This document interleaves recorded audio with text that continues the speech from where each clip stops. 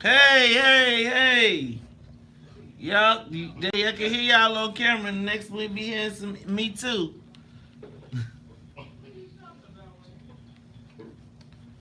Hey, y'all take a moment to share the broadcast. Let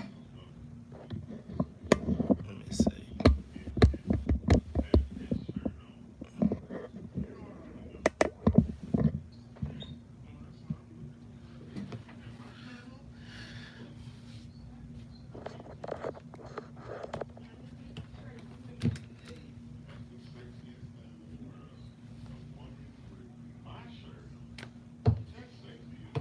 Take a moment to share the broadcast. What up, what up, what up? Cancel.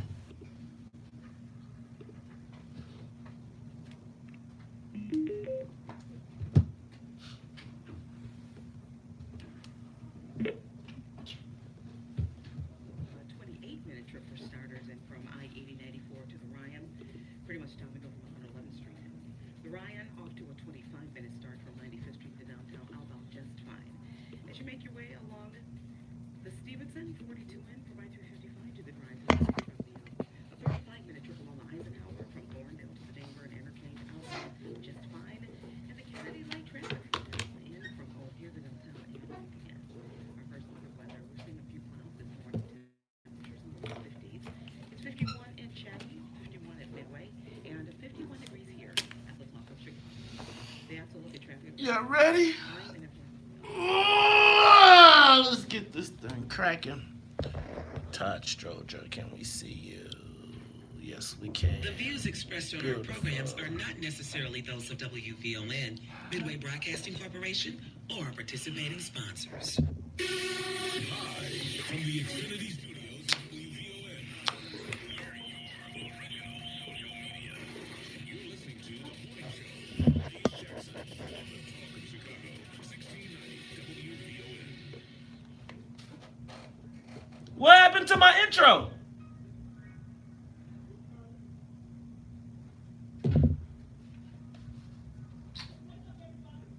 Did he play the? Did you play my intro? Huh? He played I don't know what that is. My alarm. Wake up. He don't have that. Yeah, they do. They play the. I played it yesterday. It's something you have to show him.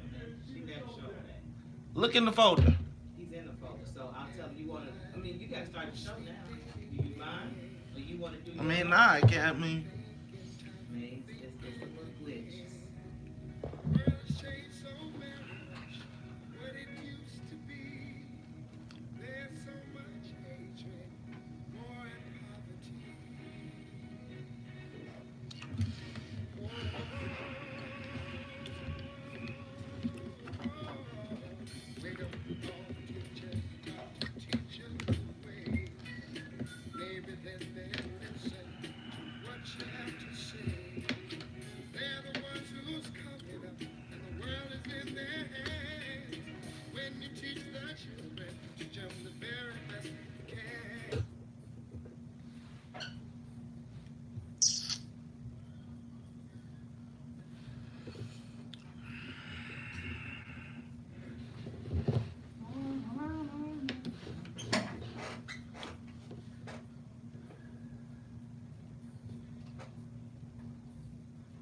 Wake up, Chicago. Wake up, world. This is the WVON Morning Show. I'm your host, Maze Jackson, and my co-host in the building is my man, Todd Stroger.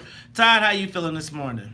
Excellent. Except I got up this morning and I had to say to myself, what are you doing up? I was like, what are you doing up, man? And what was he doing up? You had to say to your son, what is he doing up? He never went to sleep? No. Hey, man, you got to get your... I'm old. I don't need that much sleep. You got to go to bed. Man, let me tell you what. I'm a night owl. What was he up? Was he playing Fortnite? What was he doing? He was playing one of those games. I don't know which one.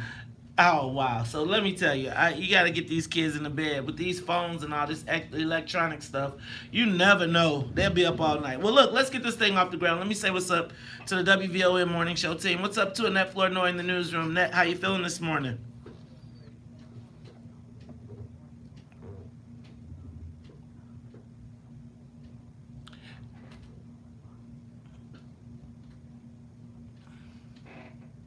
You know what? You saw coyotes. Can I tell you, I was driving 2 days ago on Warren and Levitt, and I saw two skunks, literally two skunks playing in the hood. And I was like, just because I don't think that, I've not really seen skunks in the city and definitely not in urban areas. Well, I grew up in Bolingbrook and I know about skunks. Trust me when I tell you I know about skunks. I saw these two skunks playing and I was like, that is not going to end up well, because some kid somewhere is going to be like, look at the cat, and is going to chase it. And yes. And the funk from a skunk don't go away forever, man. When I was growing up, a girl, one time, she got sprayed by a skunk on the way to school and came to school. She never lived it down. They wouldn't let her in. But that, like, and you know, she was the skunk girl forever, and they just, you know, like, I'm saying that followed her from 7th grade all the way to, man, and I just put her on black. You know what? I hope she's not listening. Yeah. All right. Well, I still hope she's listening. Well, we hope she's listening. I hope she's not. I hope she's figured it out. You know, but you know how you have ghost smells. Maybe it's a ghost smell. So you go by and you still, like, even if it's anything, you just be like, You know, like I mean, I tell you, I really think subconsciously we've all sniffed her at some point, or be like, and I think we always smell the skunk no matter what. No matter She what. could wear Anjali, she could wear any perfume in the world. We'd be like, yeah, that's the skunk girl. We didn't even have Febreze back then. Think about that. They was like you had to take a bath in tomato juice. That's Ooh, right, tomato juice. Ooh, I hate Lysol. Oh, Lysol. Remember before they had flavored Lysols? Not flavored, but scented. Lysol is the hotel traveler's dream. The spray. To the hotel, we Lysol everything. Spray, wipes, the whole place. Well, we spray. But I'm saying that, remember when Lysol used to come in that brown bottle? I'm not talking about the spray. I'm talking about the brown bottle of Lysol that old folks would put in the, yes, and put it in the water and then mop the house and the whole house. No. Pine Sol, I love Pine Sol. No. Pine Sol was a clear bottle. And the Pine Sol is brown. But I love Pine Sol. I hate Lysol. Lysol came in the brown, like almost like rectangular with hand grips bottle. Pine Sol came in a tall. Anyway, you know what? We done got stuck on some stuff. Let me just say this. And skunks, but it all revolves around the stinking skunk. And hopefully the coyotes will eat the skunks, but it just tells us the ecosystem in Chicago is changing as urban sprawl continues, and these rodents, because they are rodents, you know, they figure out a way. I told you we got possums too. And possums in Chicago, but possums in Chicago don't got the same rules as possums in the suburbs. Oh, really? Possums in the suburbs play dead. Possums in the city be like, what you want? Yeah, there you go. You want some of this? Yeah, Claire, sometimes we go out the house and there'll be a possum across the street. And Claire's like, I'm going back in. Right. And you know, you look at the possum and the possum look at you and you look back at the possum and you be like, you know what? Yeah, I'm going back inside because I'm not messing with that thing. All right, let me say what's up to the rest of the WVON Morning Show team. Let me say what's up to my man Titus. He is filling in for Sonia Escobar. Titus, how you feeling this morning, brother? All right. He's coming together. You know what? We're going to get him again. I'm all right, man. I'm all right. And got to say what's up to Sonia Tompkins, the super producer. Y'all, it is a crazy Tuesday morning. Notre Dame caught on fire yesterday. Not Notre Dame of the Fighting Irish, but Notre Dame of Paris, France. The original Notre Dame. Todd, do we have a reason as to why that thing caught on fire? Yeah. There was some work being done. It always starts with some work being done. Yeah. So, like of last night, they weren't sure where it started. Man, think about. So I went to Paris. And when I went to Paris, I really got the sense of like history. And I think like thinking about Notre Dame burning, like it's not like a church on the South Side burning. Not to say that there's anything like the church on the South Side doesn't, but like these are churches that you saw in the history books that you were growing up that people still go to, man. Right. There's nothing in America as old as that church. Nothing. And it's like, you know, when I was walking down the streets of Paris, France, it was like walking, living history. It was like everything you saw was Tolstoy lived here. This is where Napoleon was born. I just can't imagine fires in Europe like the same way they happen here, because if they were, it seems like it would be taking out big chunks of history. Look, we got to get the traffic and weather, but when we come back, we will continue. It's the Talk Chicago 1690. Maze Jackson, Todd Stroger. Let's get the soul plane up to 50,000 feet, and we'll be back.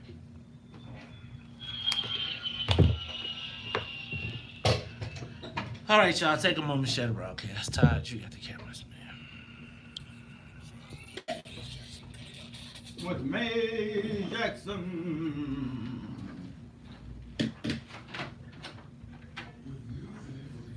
Sounds like Flash Gordon. I watched that the other day.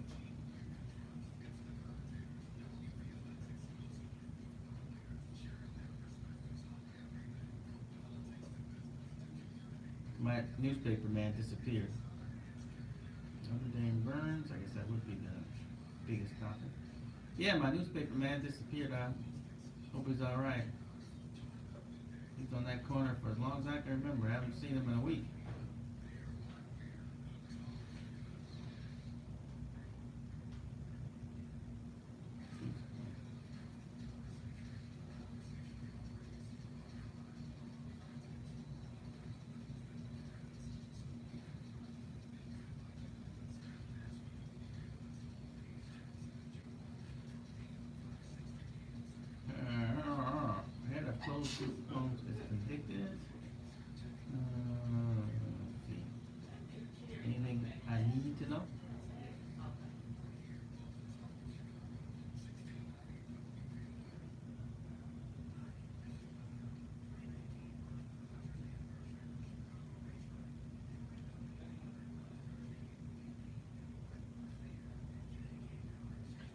Obama Foundation gets 11 new big money donations.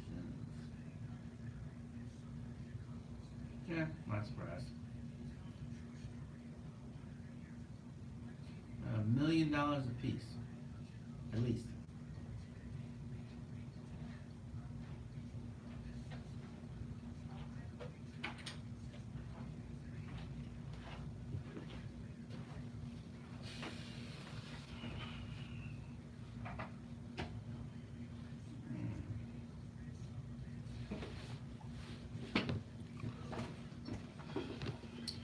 You know what I love about New York, Paris, or France itself? What? Is that in all the American movies, they make fun of Paris as that French that they can't fight. And they're always running away.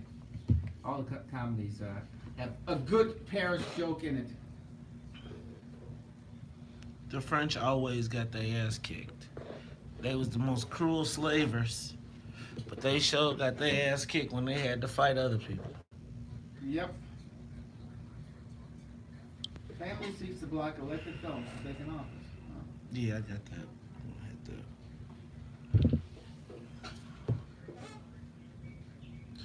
Yeah, I know I take my shit serious. I don't like that.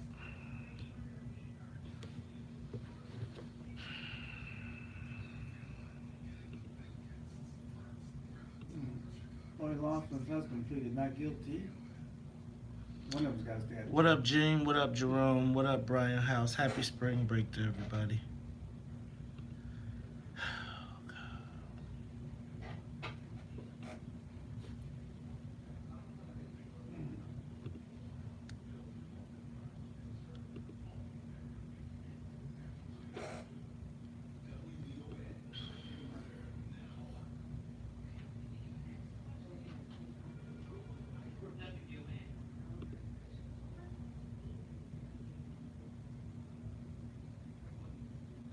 What up, Deborah? What up, Corey? What up, Brian?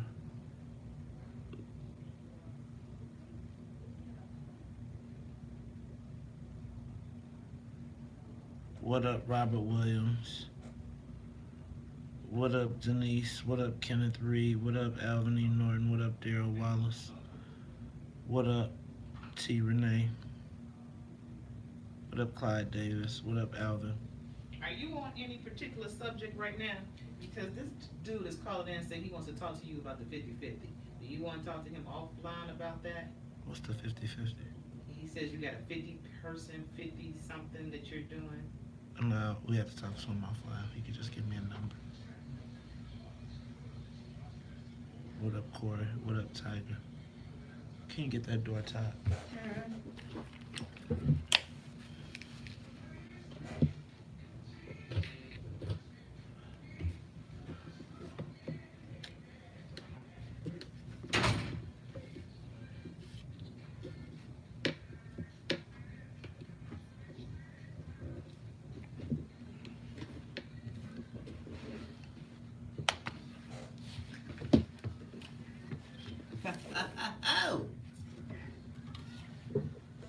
Fire, fire, fire. Oops, you got me burning, burning, got me burning.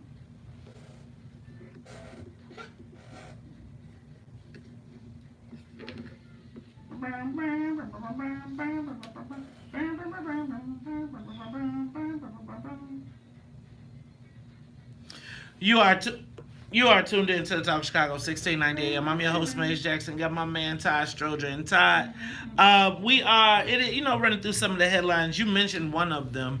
The first one is the Obama Foundation getting big money donations.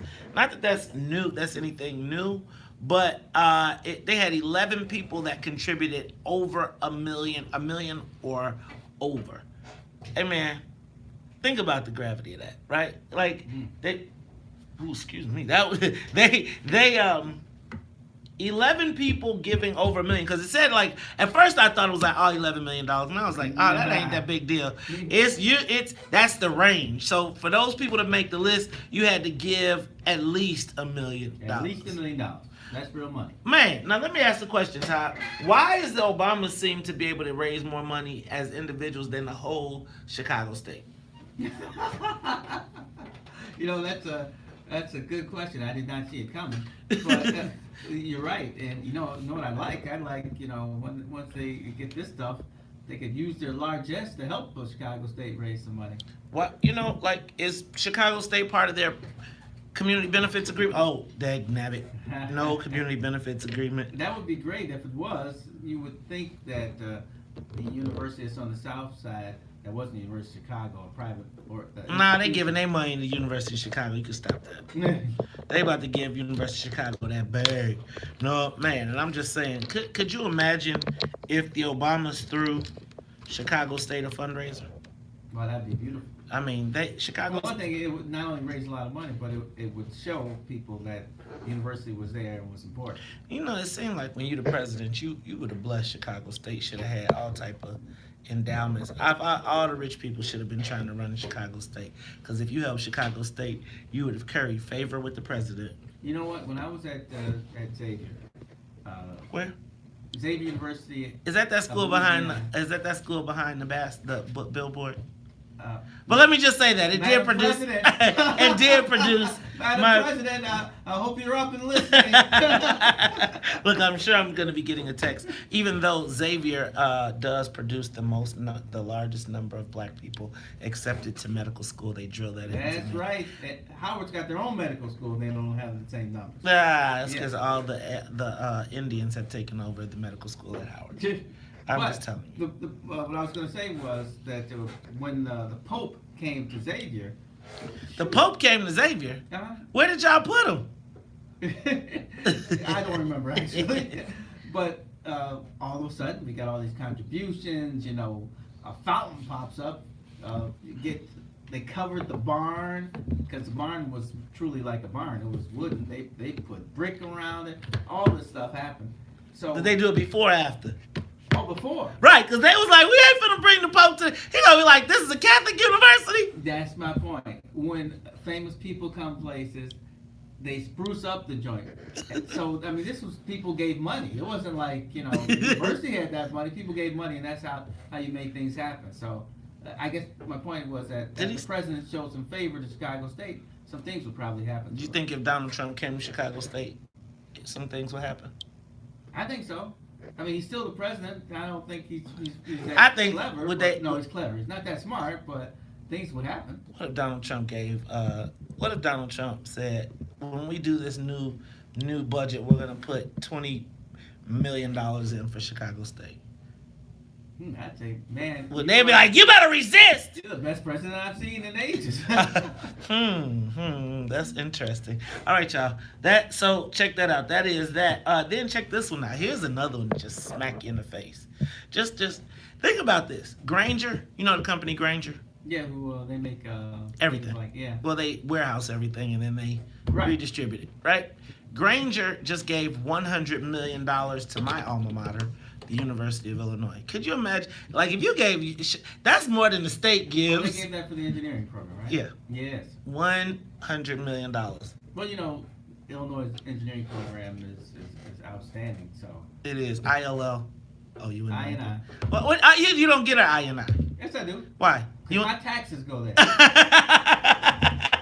But and no. unlike you, young man, I voted so they could have some money.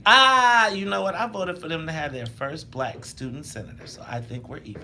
No, I'm just joking. Hey, but $100 million goes to Grainger gives $100 million to the University of Illinois. I just want to put that in perspective for all of us when we talk about Chicago State. Like, that's Chicago State's operating budget for like 5 years. Yeah, exactly. Real talk. Right. Real talk. Okay. Did you see this? Did you? Oh, wait. So what is that? So if you take what their endowment is, which is like $5 million, and divide it into that $100 million, it will take them how many years? Is that 20 years to get that? Mm-hmm. Yeah. 20 years. I mean, I bet you if Obama came there, he could raise $20 million for them in like a week. Yeah, I believe so. He could raise $20 million for a week for them, and said, help us. If he was his brother's keeper. Right. Oh yeah, my fault. Brother. If you do for the least of us. Yeah, the least. We got to start adding black into everything, because black people find a way to help everybody but black people. Well, they're like the rest of America. They go for the money. Yeah, you know what? That is crazy. All right, let's go to, how about, did you hear the story about Reuben Goodwin and Philip Jones? Todd, did you ever fund These Are God's People Too? Earth, Wind, and Fire? No. Oh. They were the operators of a social service agency that you know those guys. No, but I read about it. So basically we had two brothers who operated, the name of it was These Are God's People Too, and they were adult facilities, like adult group homes for people with mental disabilities, etc. Well, apparently they hooked up with a medical company down in St. Louis and were getting paid to force people to take tests, unwarranted medical tests, and then they were billing Medicaid for these tests, and they were telling these mentally not decapitated. No, because that's when your head comes off. Mentally incapacitated. No, that's not it. So mentally challenged people. That's a good one. Yeah, I saved it. Mentally challenged people that they should possibly, they were forced to take these tests, and they were told that it was instructed of them. They were getting paid by kickbacks by the company to do this. Hey man, we can't be doing that stuff to our own people. And then finally, convicted felon Marcus Hampton won a spot on the Park Forest Library Board, and now once again they are asking Kim Fox to tell him that he cannot take his seat. Apparently he was convicted of homicide with a vehicular homicide, apparently, and then covering up the death. Apparently he threw the body in the river after he hit the person. The legs came off, the feet, they found the feet in the road. He threw the body in the water, then came back and burned it up, got out, got caught in some more stolen cars, and then won a spot at the election board, a Park Forest Library Board. And now they're telling me he's got to step down. I don't know how I feel about that, but good Lord. That sounds so heinous. It does. When they say they left the feet in the street, it was kind of like literally his feet were severed. Hey y'all, let's talk about it all. We'll talk about it more. We'll come back to social media question of the day. It's the WVON Morning Show. Maze Jackson, Todd Stroger. We'll be back.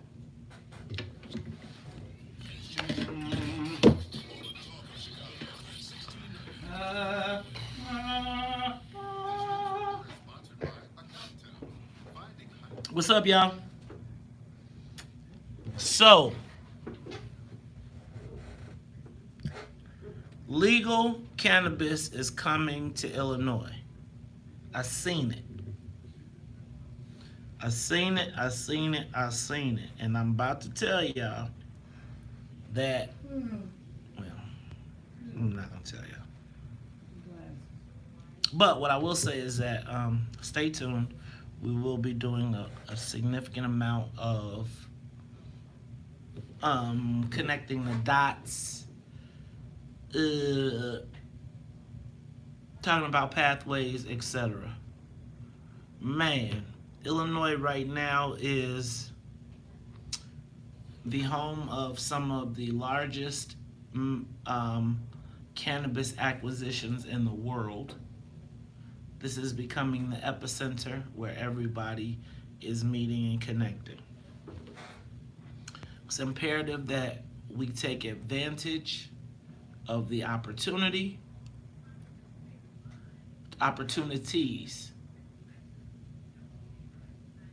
and participate in the vertical integration of the system. I have some very significant thoughts and concerns that, as I continue to learn and understand, I will share.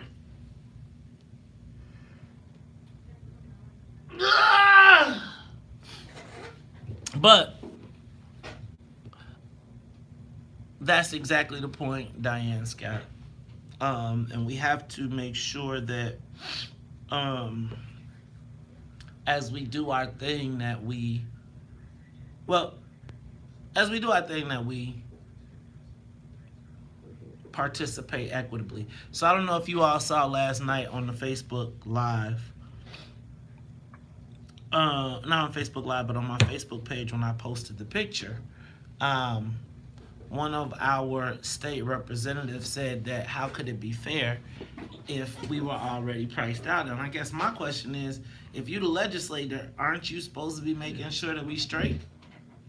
Right? You can't be the chair of the Black Caucus, or at least former chair of the Black Caucus, and as this thing is going down, not say anything. One more reason why, if I was sent down to the 10th district, if I was elected state representative of the 10th district, I would fight to make sure that we have parity in the cannabis business. But alas. I just felt like, I was like, when you say, okay, watch out for the okie doke, like, how you saying watch out for the okie doke? You gonna be part of it if it happens and we get okie doked. Right? So again, I think we gotta go from being victims to victors. Like, to stop saying why or how and start creating our path.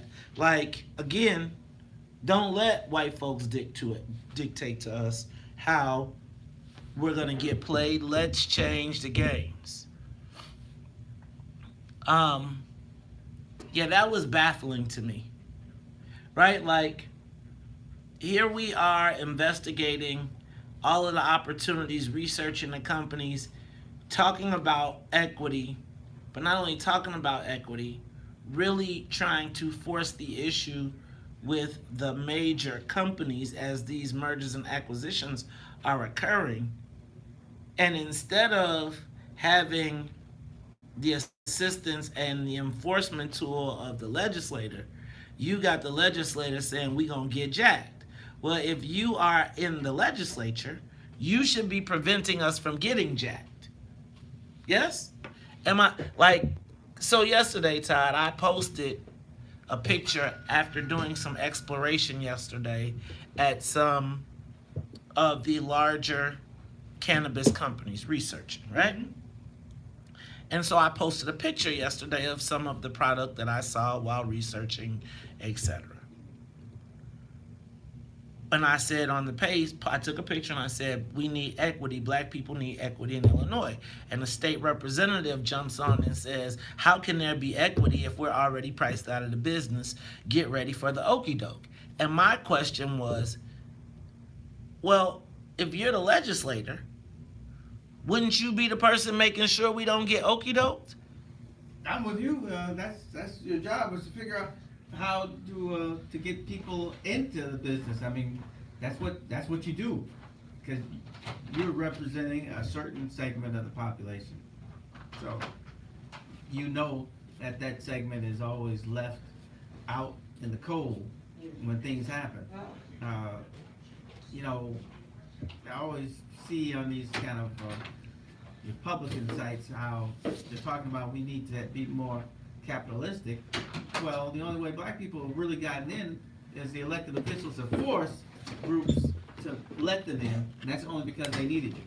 If they don't need you, they're not going to do it. So they need you.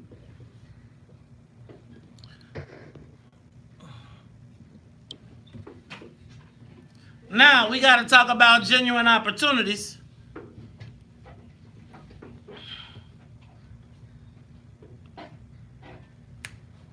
In the morning.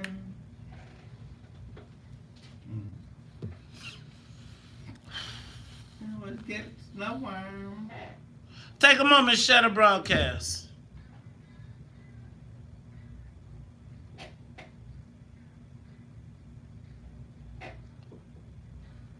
Me who won't blow my cover.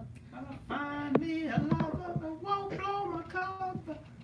Early in the morning, find me another lover. Early in the morning, Find me another love. Early in the morning. Find me another love. You are tuned in to the Top of Chicago, 1690 AM. I'm your host, Mace Jackson. Got my man, Todd Stroger, sitting in with me. And Todd... Oklahoma Cowboys. Oklahoma Cowboys. Who's the Oklahoma Cowboys? No, I forget that. But they were from Oklahoma. And so they always wore cowboy hats. Because, you know, cowboys in Oklahoma. And black folks. A lot of black folks in Oklahoma. Why is there so many black people in Oklahoma?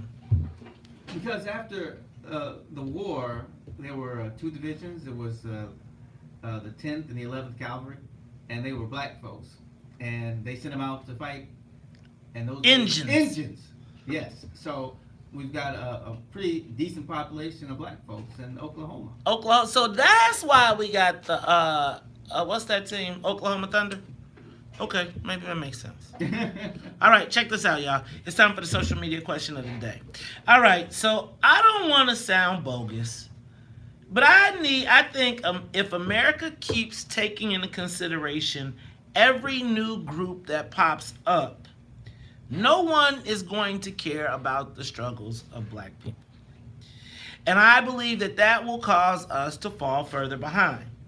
Let me give you an example. Did you see yesterday down in Springfield, or not yesterday, last week in Springfield, they passed a bill to provide grants for undocumented immigrants, but also they passed one specifically for transgender students to get MAP grants or to get funding. Yeah, it's kind of interesting that there's all this kind of targeting now.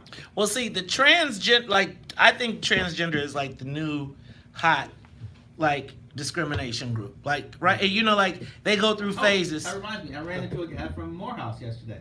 So I asked him the question, and he said that this has been kind of going on for years, and that he was like my age, and he was like, I think we even had problems back then. So maybe it's just that we know that maybe they're just coming out officially. Is that it? Is this Morehouse officially coming out? This is them saying that. We've seen this problem, and we are officially going to endorse it, embrace it. Well, give it a big hug. Yeah, pretty much. Okay. Yeah.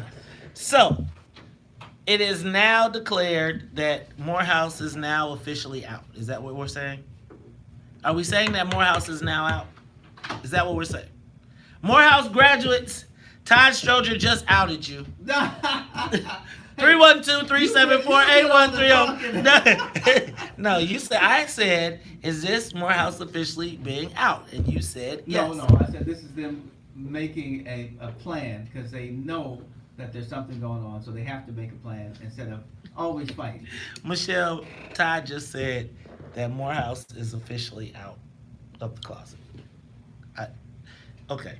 So I gotta talk to my Morehouse grads. That wasn't even Oprah. Who was that? That was more. I don't know. That wasn't Oprah. That's not really Maury type thing.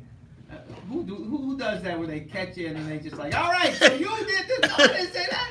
You Todd, you're the new outer. I cannot believe Todd Stroger just came on. I cannot believe Todd Stroger just outed. I cannot speak for Morehouse. I was just relaying. You were just speaking for your what friend had told you. Yeah. My friend had told me. Okay, so let me give it. See, so there's another specific. Well, you know what he said? It's like most black colleges. They're in an area that is not on the high economic scale. He said there was a red light district right by there, and there were transgender people walking the street, and they were right there. So they just couldn't help themselves. Is that what you're saying? No, I'm saying that that this is something that is happening all over America. I mean, you just pointed it out. This is a group that people are focusing on now, and they're saying, all right, we have to do things that says that they are a part of America just like everybody else. Okay, so, and that's... Yeah, but I'm telling you just outed me. All right, so I can't believe this is, so basically you're saying they were just right there so they couldn't help themselves. They was walking up and down the street. So can I tell you something? I wanted to go to Morehouse, and then I visited Morehouse, and I was like, I'm not going to Morehouse. right? Like, you know how you had this mythical, but let me go on, because this is my point. Yeah, let's get to your point. For example, the new hot group, as we were saying, is the trans community. And now they get money for college set aside. Did you see the story in Oak Park where they removed the mural because the students of color felt left out because there was all white people? Oh, no, but I'm not surprised, though. So, when we went to the East Bank Club, they put up a mural on the wall of all these people, exercising. And there wasn't one person of color on it. And, as a matter of fact, it was, I forgot her name right now, but you would know if I can remember. Nikki Zola. uh-huh. She was like, "What's going on with this?" And she complained, and all of a sudden they changed the mural to add people of color. So that's different to me. That one's different because they put that up recently.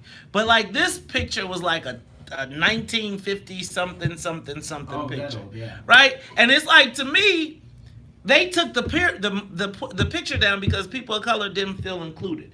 And let me just say, I think it just should have been a reminder, right, that you wasn't included, that they wasn't thinking about you. But here's my question, Ty. My question is America taking too many specific groups into consideration, right? Like, again, it's almost like a litmus test. Like, it started with Indians and black people, right? Mm-hmm. Native Americans and black people, and there was a specific reason why we created the programs, we tried to address the issues. We wanted to bring equity or parity back to those groups because they took so much from us.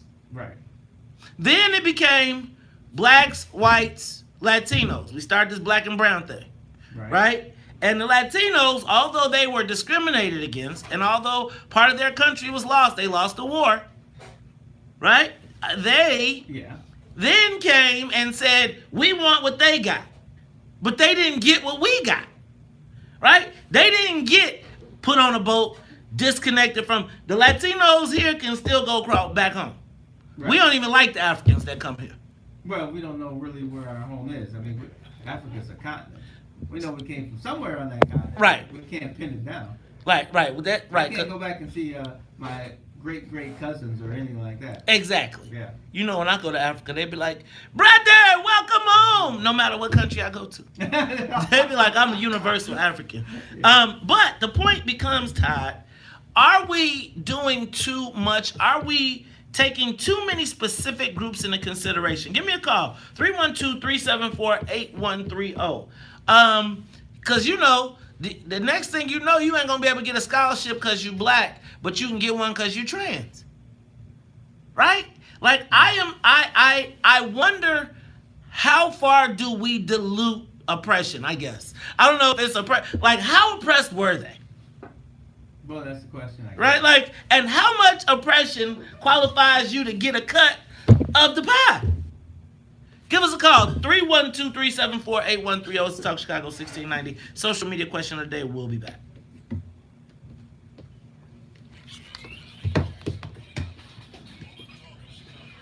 I'm just trying to get in trouble. What? Trying to get in trouble with every group now. Well, everything, you're right. Everything's about transgender now. It's amazing. I'm saying, you see people wearing shirts now. I'm not tripping. I'm just saying, what? I mean, so here's the thing. No, you're right, though. I looked it up, and you were right. It's like 0.78% of the population is transgender. There's not even 1% of the population, and we are changing the laws for less than 1% of the population. And if you black and transgender, you still screwed. Well, Margaret Loveless always said that the gay population that was African American in Chicago was just like the rest of the population. They were treated differently than the white population. And if you came from the South Side, don't expect anything. It's just like the rest. It's just like the real world. I guess it's real no matter what. But just like the rest of us, the greater population, they got treated the same way, and I guess they still do. They don't feel like they have a lot of say in the decisions that the group makes when they're trying to do things. So, but that means that the minority begins to outweigh the majority, right? Like, do you got to at least have 10%? Do you at least got to be 10% of the population before we got to start changing the rules? No, obviously. So again, how many people? Like again, if you think about the number of people that were killed because they were transgender, and you think about how many people were killed because they were just black. Like if you start from the ocean, from crossing the ocean all the way till through chattel slavery, all the way through lynchings up until this day. There, I bet you that we have had more black people lynched in 10 years than than transgender. I mean, I'm not trying to minimize, and I'm not trying to minimize it, but it's like, well, it's like you said, there's such a small part of the population. There's no way that their numbers would be anything like African Americans. I mean, I can't see how. No, even that movie I was talking about, Fury, where they said 3,000 people have been lynched since I don't know. I guess it was since the Civil War or something. And I think you said it was white people, but no. That would have included everybody, because there's no way they'd lynch 3,000 white folks. oh yeah, they ain't lynched on 3,000 white people. No. But of course, it's like everything. Even today, even though it's starting to change a little bit, but movies, it's like that movie. Oh man, there was one that just came out about black people. I can't remember what the name of it was, but I saw this where somebody said, "Was it about a white woman in a black situation?" And yeah. So even to this day, there's a feeling that if you have a black issue that's about black people, you have to have a central character who's white, so you can see it through their eyes, so you can get white people to come. Even though we got the numbers right now, but that's all good. But that's the way life is. I mean, well, there's 70% of the country is like white. So the only way to get white people to come is if there's a white face that they can say, "Oh, I can relate to them. I'll watch it." Oh, I see what you're saying. Yeah, you're right. King of Scotland, the movie about Steve Biko, all those movies, even the ones that happen in Asia.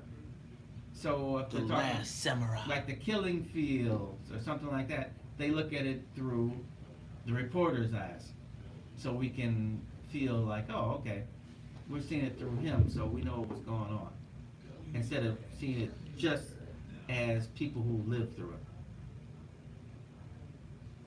It's interesting. I'm trying to figure out, if you have 7 brands, where the hell could you put 7 brands? What do you mean? I have 5. Oh, 5. I have 1 here. I have 2 here. I have 1 on my chest and the 1 on my leg. I did. You got 1 on your leg? Mm-hmm. You got bored or drunk. I actually enjoyed them. I enjoyed, there was a time when I enjoyed the Pain? whole. It's like once you do it and you realize it's the pain it's the smell. It's when it's like after you get past 4 seconds, you good, right? Like after then, it's like people are watching and you like, oh my God, don't touch me. It adds to your invincibility. Your And your risk of infection?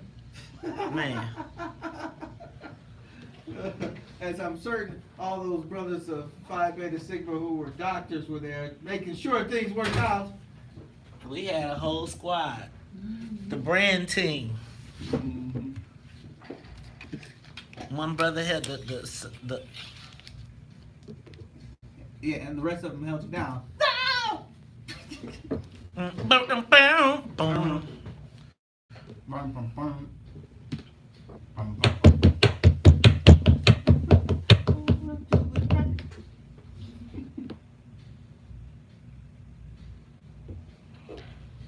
Marijuana vote isn't until end of May, probably last couple days. You You are tuned into the Talk Chicago 1690 AM. I'm your host, Maze Jackson. Got my man, Ty Stroger. What's the matter? Cat got y'all tongue? Give us a call. 312-374-8130. I am asking the social media question of the day. Is America taking too many specific groups into consideration? I mean, white women are discriminated against. You know, they got the best come up, right? You got the trans community. You got the L, the G, the B, the T, the Q community. What percentage of our... You forgot the plus. Right. Well, they going to keep adding. I feel like they keep adding because I think somebody is going to get wise to the math. Right? Wait, hold on. If you add all of this up, that equals less than 1% of the population. Well, maybe less than 3% of the population. Yeah, I think it's more. It ain't 10. No, I think it is like 10. You think 10% of the population is LGBTQ plus? Yeah, if I remember correctly, and I could be wrong, I believe that statistically, that gay people are like 11% of the population. Dang, no wonder they trying to eat our lunch. Because we 12, 13, 17?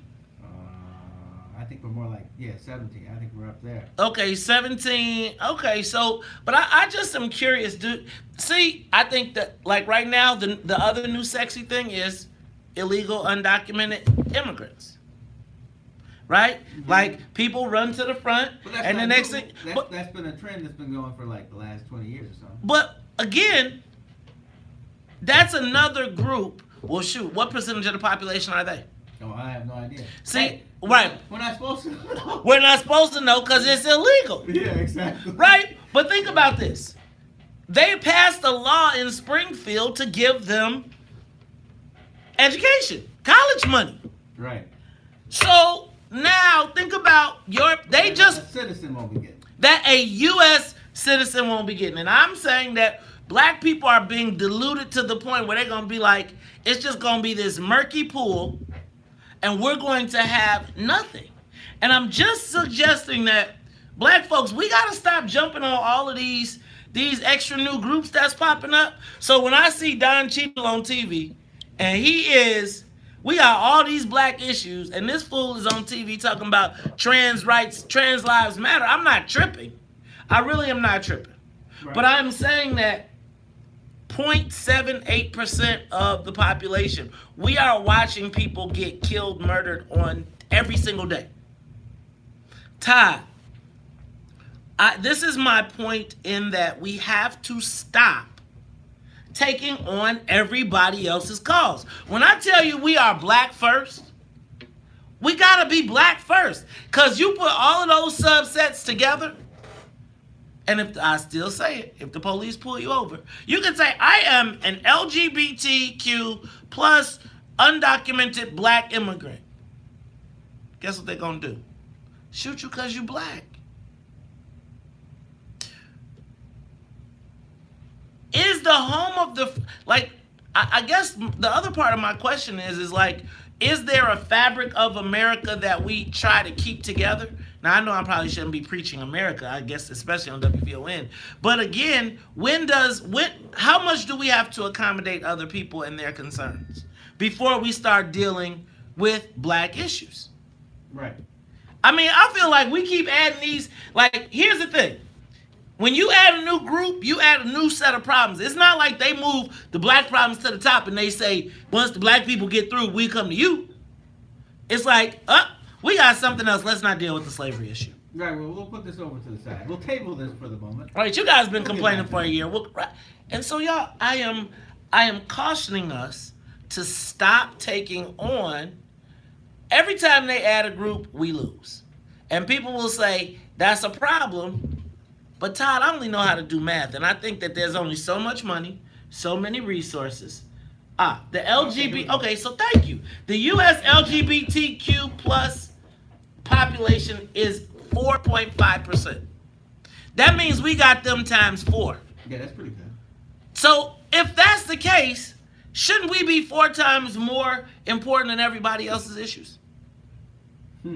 See, you don't want to hear me, but I'm just telling you, what you're going to do is you're going to wake up and you're going to find out that there are so many people that are in front of you in line. And again, think about this. They passed a law to ensure LGBTQ plus students get money to go to school.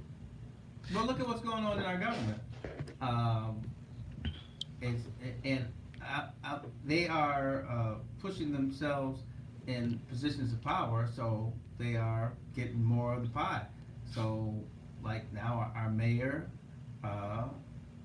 Kelly Cassidy, who is putting pressure on the speaker, she's not working by herself. There's a whole group of people who are pushing, trying to get more power in Springfield. I mean, you know more Springfield than I do, am I right? You're right. I mean, and it's like they are pushing an agenda that, and we're participating though.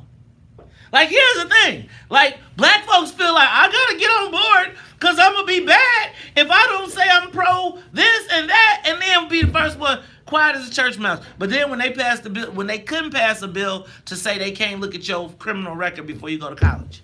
Right. So we got one, nobody votes for it. All the black people voting for all these people. Look, it's Talk Chicago 1690. When we come back, we're going to continue this conversation. We'll take your calls. Plus, rappers call for Laura Ingram's firing. Like Fox cares what rappers say. It's Talk Chicago 1690. We'll be back. Yeah, right. Right, like, the more rappers call for her firing, the more popular she gets. That's exactly right. Yeah. That's what they're waiting on. Now, I'm going to tell you, somebody is going to accuse me of being anti-something, and I am not. That is not my point. But I am telling you that if 4.5% of the population is LGBTQ+, and we still ain't got our reparations, and we can't go to college, and now in Springfield they are passing bills to make sure that those specific communities are protected at the same, and I'm saying black people are voting on this. That's when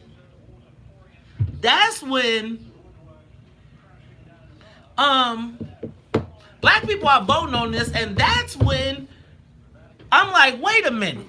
Y'all just voted to make sure that transgender students get access to funds? Like, when did that become a priority? Like, who made that a priority? That we got to pass a bill? How does that happen, Todd? Well, no, you got a point. I remember watching the special on Richard Pryor, and I don't remember what year it was, but there was a gay rally because gay people were being treated harshly by I believe the police, to be honest with you. And there was a rally at the Hollywood Bowl. And so, this has to be somewhere like in the mid to the late 70s. And there all these celebrities, comedians coming out. Richard Pryor comes out. He makes a joke, everybody laughs. Then he says, I wanted to come out here and look at you people who weren't out there when we were getting our butts beat up in Watts and all these places, and you want all our support, but you ain't never there for us. Man, there was David Steinberg. It was a Steinbrenner. He was like, I thought there was going to be a riot. People were so upset, but he brought it to the table. Basically, black people have been getting beaten and on the low end, and all of a sudden, we are still on the low end. We can't seem to rise while other people's issues become more important. And, part of that I blame ourselves, because it's like May said, everybody wants you to vote for something. So everybody wants to say that the whole world's, separate. Every issue is separate. So as we try to get something that will benefit black people and nobody wants to vote for it, then another group will come and say, well, you should vote for this because it's smart. You need to support this. Well, where were you when I needed you to support my stuff? So without some kind of quid pro quo, people try to make quid pro quo seem like it should be an illegal act. But why should I support things for you if you can't support things for me? You got to have a memory in government. You can't forget everything that happened in the past and say, well, we're just going to keep on going, because that affects the people that you represent. And we got to get people to realize sometimes you just gotta vote no. Like, look, I can't help you. I got too many problems of my own. Nobody wants to seem to help me. So. And I'm saying they get to come back and, like, they put it, like, our elected officials put that stuff in their legislative accomplishments. Like, I voted for LGBT rights. I voted for blah, blah, blah. And I'd be like, what did you vote for us? What did we get? What are you bringing home on the bacon side? Man, and I watched Chicago tonight. I promise you, black people need some real media training. Like, for real. I ain't even trying to trip. It's like, you know when you think you're so smart and everybody be looking at you like... So you're trying to say that some of us don't come off well on TV? I mean, just... I think that we don't... I don't think that we put the seriousness into politics that... Like, I feel like some people make it a life career choice, and when they decide they're going to do it, they are relentless in their pursuit of it. And they look at politics like a blood sport. Like, they are writing press releases. They are always strategically thinking about, how do I use this? How do I get in the press? How do I make myself more powerful in this position? I think... But don't you think black people have always been working in the past? They're never, yes, they're never current. And so, but beyond working in the past, I think that black folks be like, oh, it's like on some Pollyanna shit. Like, they do. It's like, I feel like talking to black people in politics, it's like, because most of the people are on the farm, so they straight. They ain't gonna have no challenge. Their road is easy once they've gotten in. Yes. And then they keep them pacified. Are we back? I don't think so. No, we're not. And they keep them pacified. Then I think, and so after they get pacified, then they don't know how to, when shit starts happening to them, they don't know how to react. The perfect case, I give you like Ken Duncan.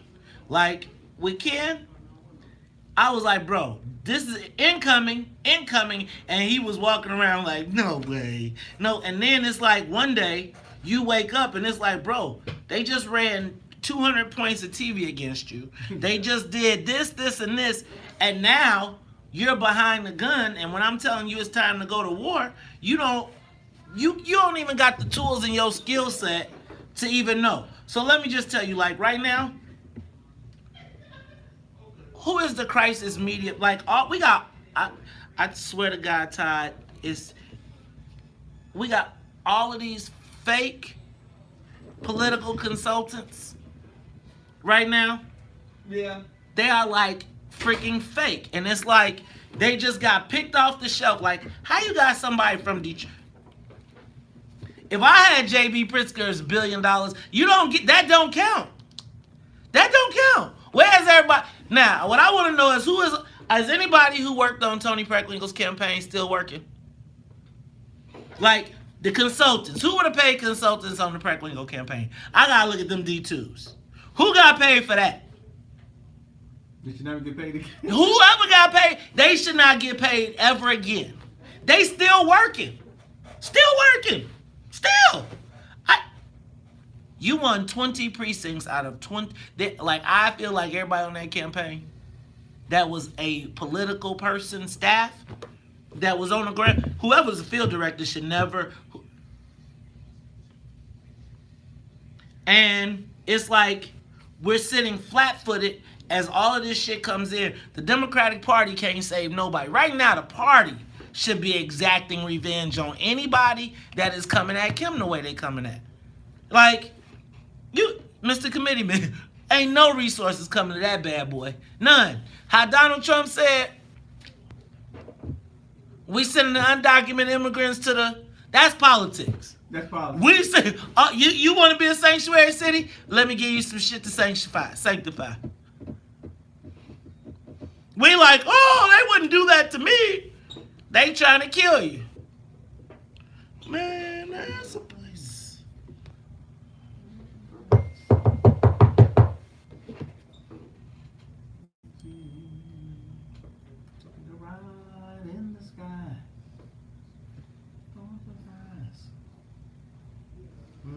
true right away. And they will live together until the 12th of never. Our voices will scream forever as one.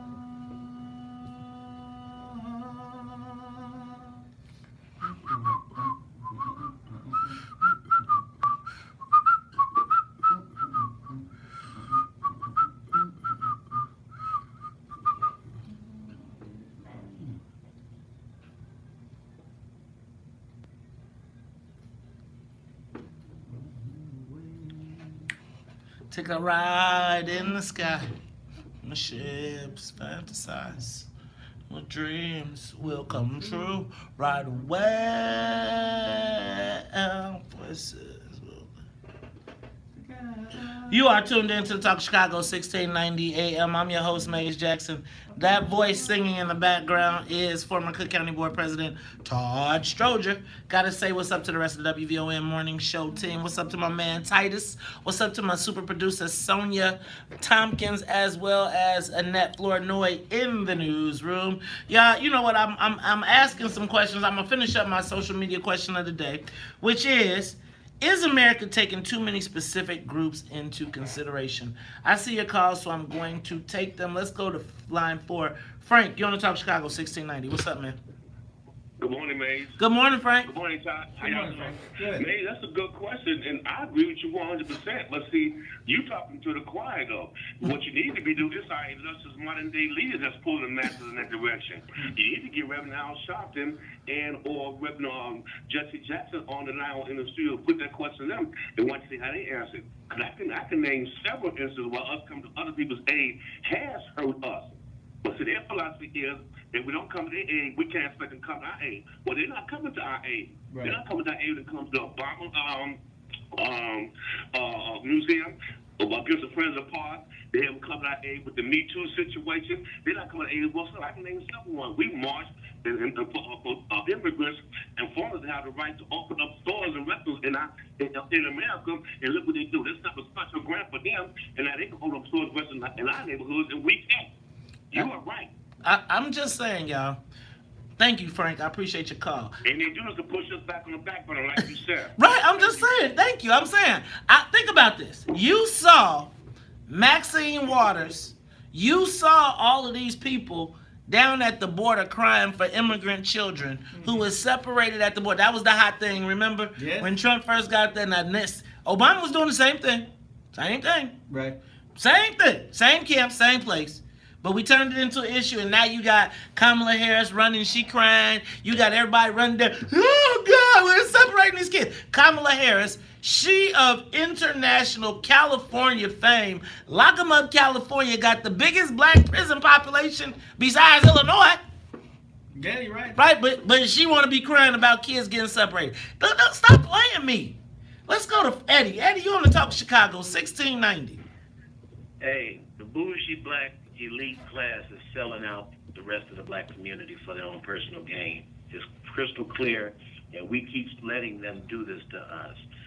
I don't even know why black people don't discuss the fact that Indians owned African slaves, and at the end of the war, the Civil War, they were given reparations for the loss of their property. But we never talk about that because we're so inundated with having Indian on our family and having some kind of quote-unquote good hair. We have self-hatred issues, man, and that's why we're always advocating for everyone else, but nobody is advocating for us. But until we stop having a self-hatred issue, we're going to continue to lose everything that our ancestors built and died for. I remember Negroes talking about they didn't need affirmative action anymore. That's why that has all been able to be eroded away. But and check this out, if I may. The study says that black people's net worth is going to be zero in 20 or 30 years. That is setting the ground up for the purge. If you watch that new purge, it's all being set up, man. We about to be really extinct, and we're just letting it happen. Man, thank you, Eddie. I appreciate it, man. I think Eddie's got a point. Movies and books, they come out because there's something going on in society. So the purge is a reflection on how the 1% are treating everyone below them, and how the middle class is eroding. The middle class has shrunk in the last 10 years. It's smaller than it was before. So we have a larger class of people who are having a harder time getting the basic needs. And I'm telling you, I keep telling y'all about the Handmaid's Tale. I keep telling y'all. Y'all don't want to hear me, but I just see so many. I never think we're going to get quite to that point. But I know a little bit about the Handmaid's Tale. But if you see, I'm saying that some of the similarities, some of the extreme left that we're going to is going to have a snapback on the right. I think you see it regularly. I don't know if it's going to be all the way Handmaid's Tale, but I'm saying I could easily see the pushback. And I could again, I'm saying that our elected officials, I think in some cases, are disconnected from black people. In that they go down to Springfield or to these places where they are inundated with the white liberal lobbyists and the organizations and the groups that come and throw roses at their feet to get their legislation passed. And so then when they're down in Springfield, people are patting them on the back like, congratulations, you did the right thing by this community, you did the right thing. And then black people, the thing is, black people didn't know what was going on in Springfield. So that would pass, and it'd be all in the gay papers and everything else, and we wouldn't know. And then the next thing you know, we just know that they cutting scholarships for us, but MAP grant money done ran out. Mm-hmm. And so now that we know what's happening, it's like y'all not. I'm saying that anybody coming home, and you look at the roll calls, and they come home and they tell you that that's a win for them. That's not a win in the black community. And I'm saying that they need to start thinking about what are the specific black wins.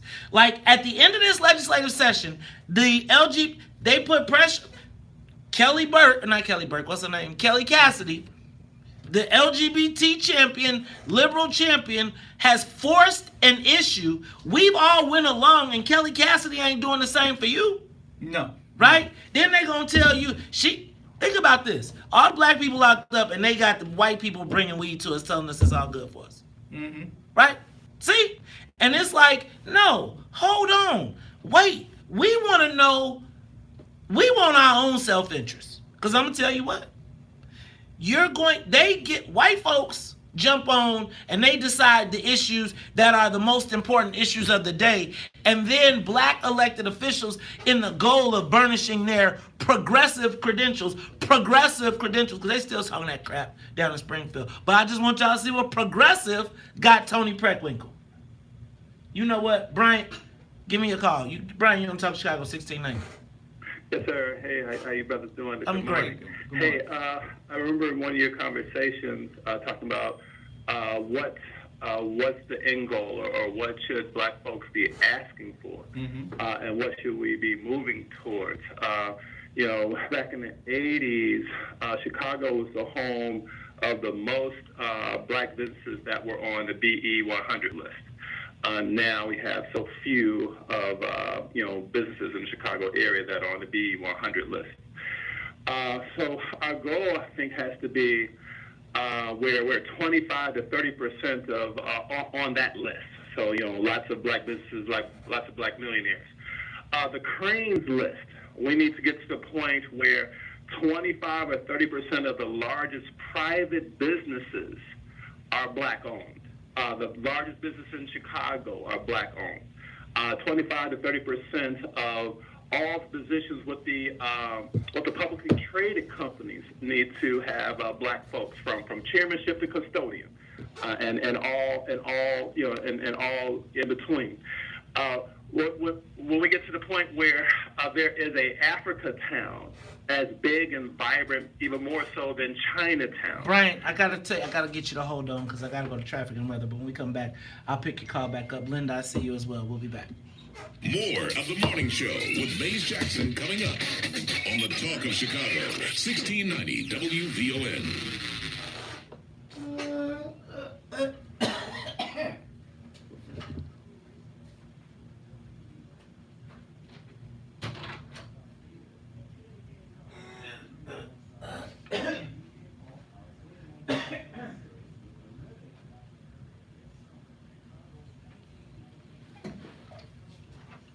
Sonia, can you call this lady about this Black College tour?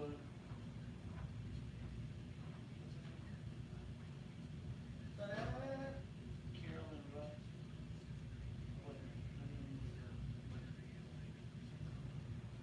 Carolyn is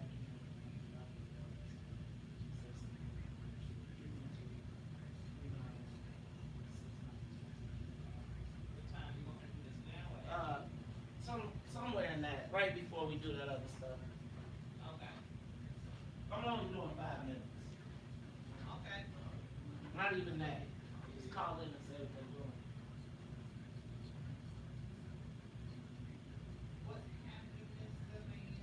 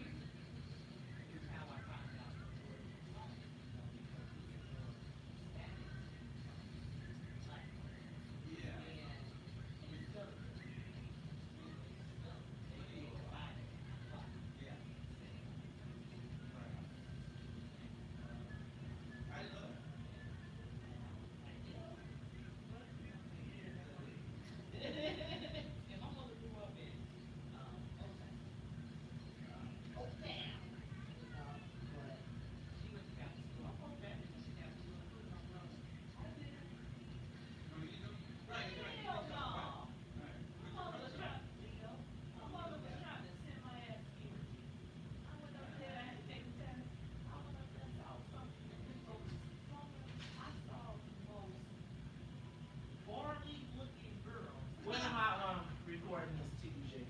Tomorrow? Is it next week? Tomorrow? I thought it was Tuesday.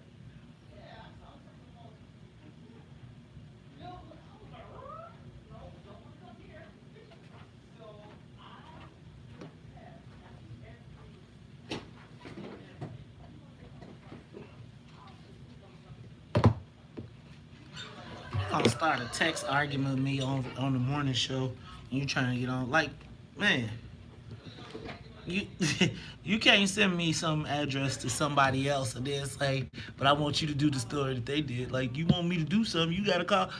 That's ridiculous. Sometimes people crack me up. Oh my God, what's up, Leah Charrier? What up, John Hutt? What up, Nanette? What up? Did y'all take a moment to share the broadcast? What up, Clyde? What up, Celine?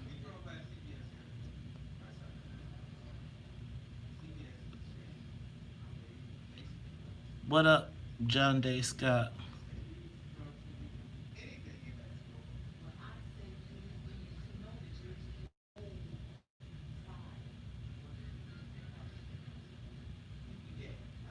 If you have such great programs, instead of having half the class going to hospitality.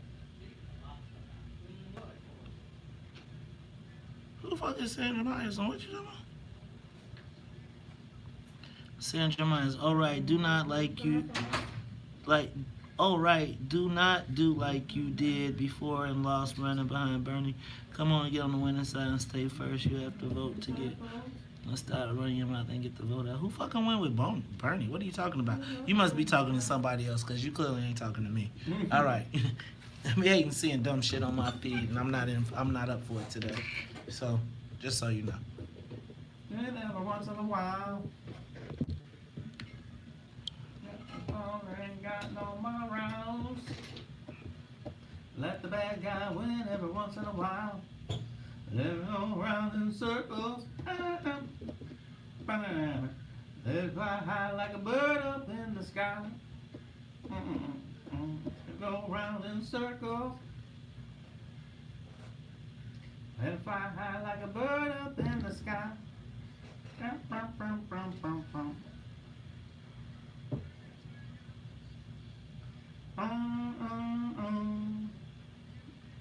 around. Songs ain't got no steps. Let the music move me around. You are tuned in to the Talk Chicago 1690 AM. I'm your host, Maze Jackson. Got my man, Todd Stroger, sitting there with me. And y'all, we are asking the social media question of the day. It's going a little bit longer than I anticipated. Is America taking too many specific groups into consideration? Look, y'all, there is a special category class for everybody. And it started out with black people and Native Americans. It has gone on to now the point where our elected officials have the audacity sometimes to come back to us like, look what I did. And we be like, that is not a win for us. It's not, I feel like we got to get to a place where the people that we elect understand that those white lobbyists and the white liberal groups, first of all, most black folks ain't got time. Most of the black people that you represent do not have time, energy, or resources to come to Springfield. They don't. No. There's no black lobbyists, very few. And so understand that you are breathing all white, liberal, democratic air.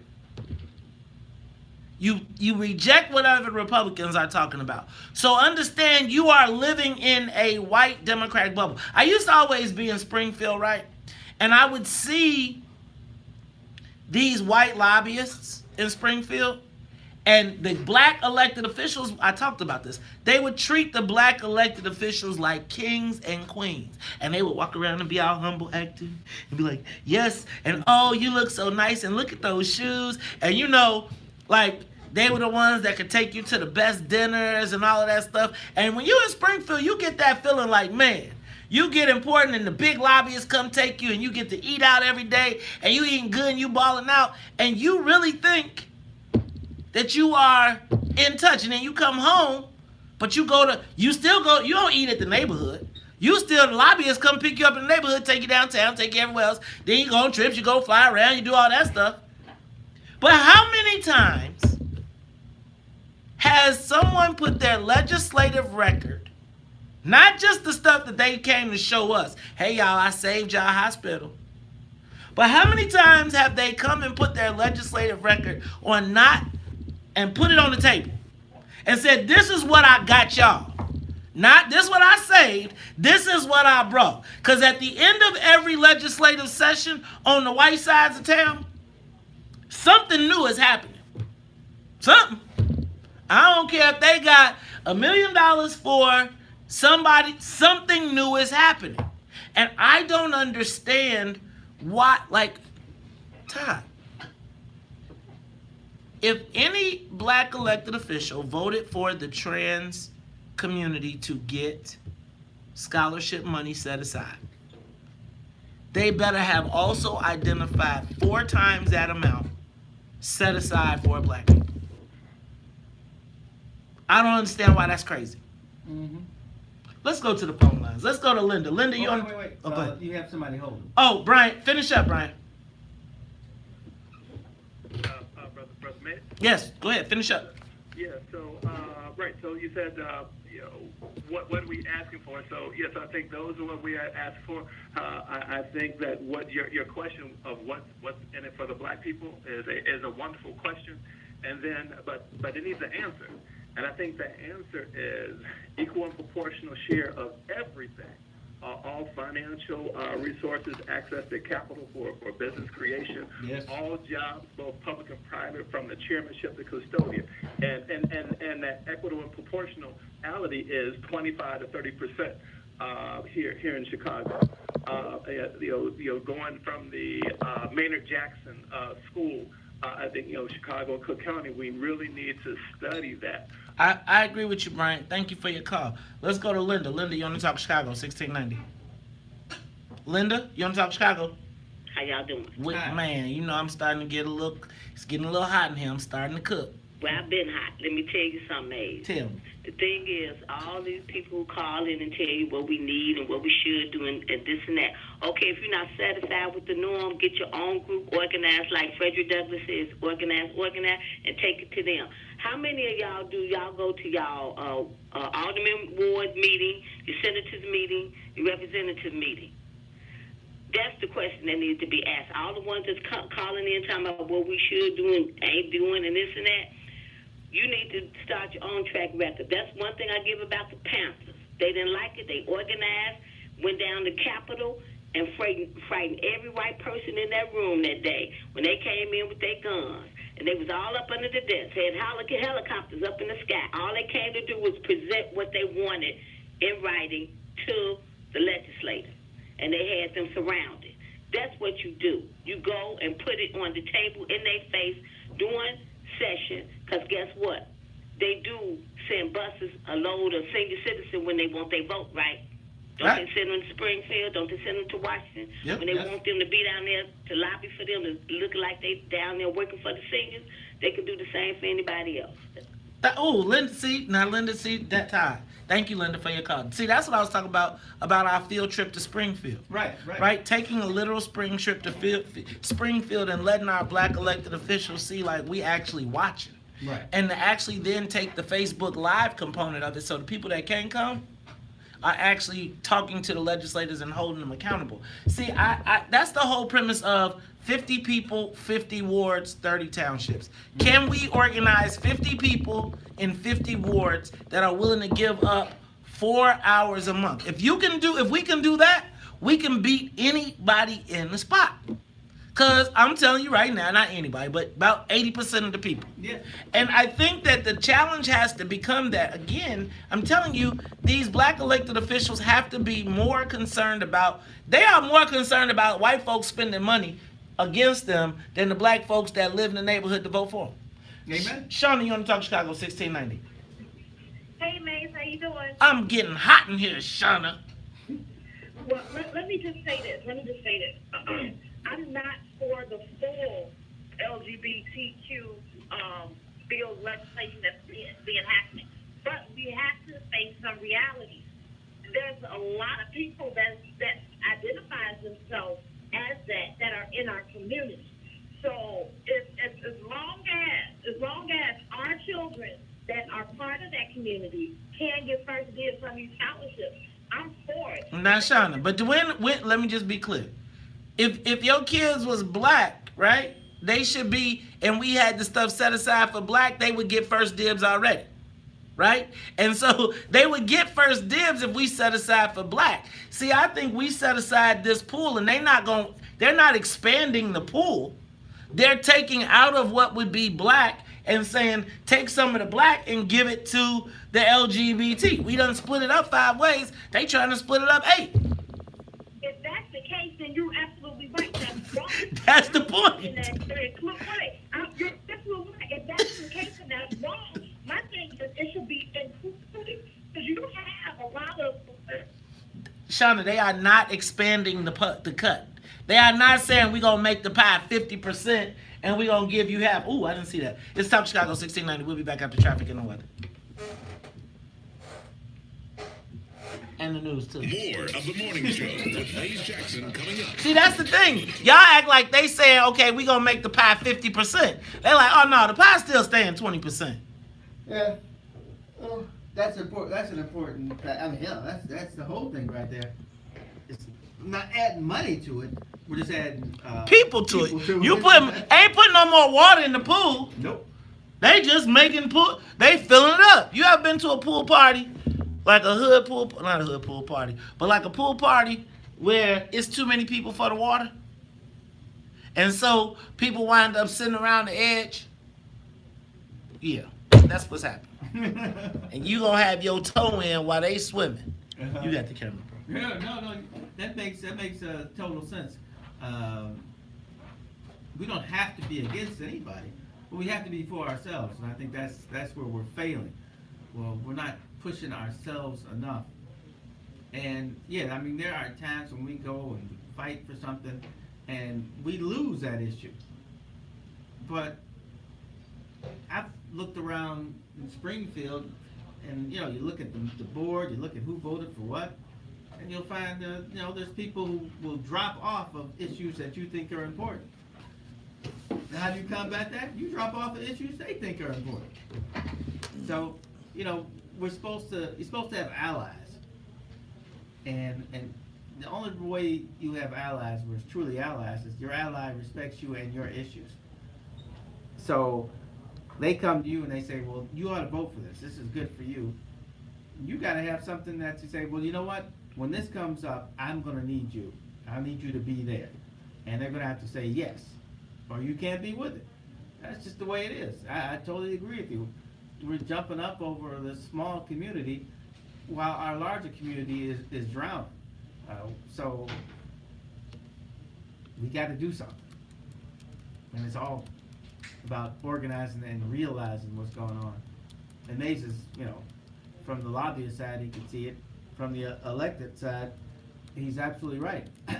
I would go to the ward meetings and I say, shoot, in Springfield, you get treated like a king. Walk around the Capitol, everybody's, representative this, representative that. Maybe they'll call you senator because they can't remember what you are, but they're going to call you something. And they're going to treat you with a lot of respect. And then they diss every other black person down there, including... Go ahead, you finish. I'm sorry. No, go ahead, because that sounds interesting. No, so what happens is, so Springfield is the ultimate caste system. So the legislators are here, the lobbyists are here, the staff is here, unless you're senior staff and the lobbyists know how to work you. So, and then you got the low-level staff. The low-level staff makes peanuts so that they become cannon fodder for the lobbyists and the legislators, right? So if you make $20,000 a year as a state, as an assistant or whatever, your best time of the year is when the legislators come, but I won't go into that part. So the lobbyists make the most money. The legislators create the laws. So what the lobbyists do is kiss the legislators' asses because the legislators only make $70,000, $80,000 a year. Now, in making $70,000, $80,000 a year, that money is then supplemented because you don't got to pay to eat, you ain't got to pay to drink. The lobbyists take you everywhere. They do everything. They treat you like royalty, but they keep you poor enough that you are dependent on them to live up that lifestyle, right? And because it's only really white lobbyists that have the money to wine and dine you, then you kiss their ass, right? The white lobbyists will kiss the ass of the black legislators and show them the ultimate respect. They will disrespect anybody that is not a legislator. They treat you like peons. The black legislators skip over the black lobbyists because the black lobbyists don't have the money to do all the whining and dining and take you on the trips, and they don't have the clients that get you to where they are. And then what essentially happens is, so right now,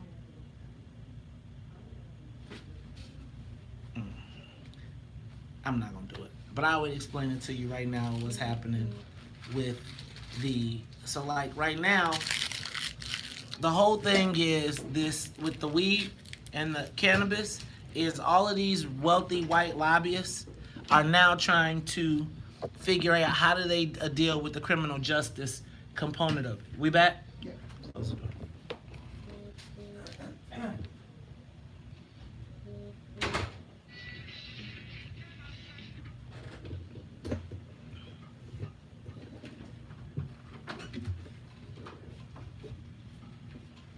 Woo!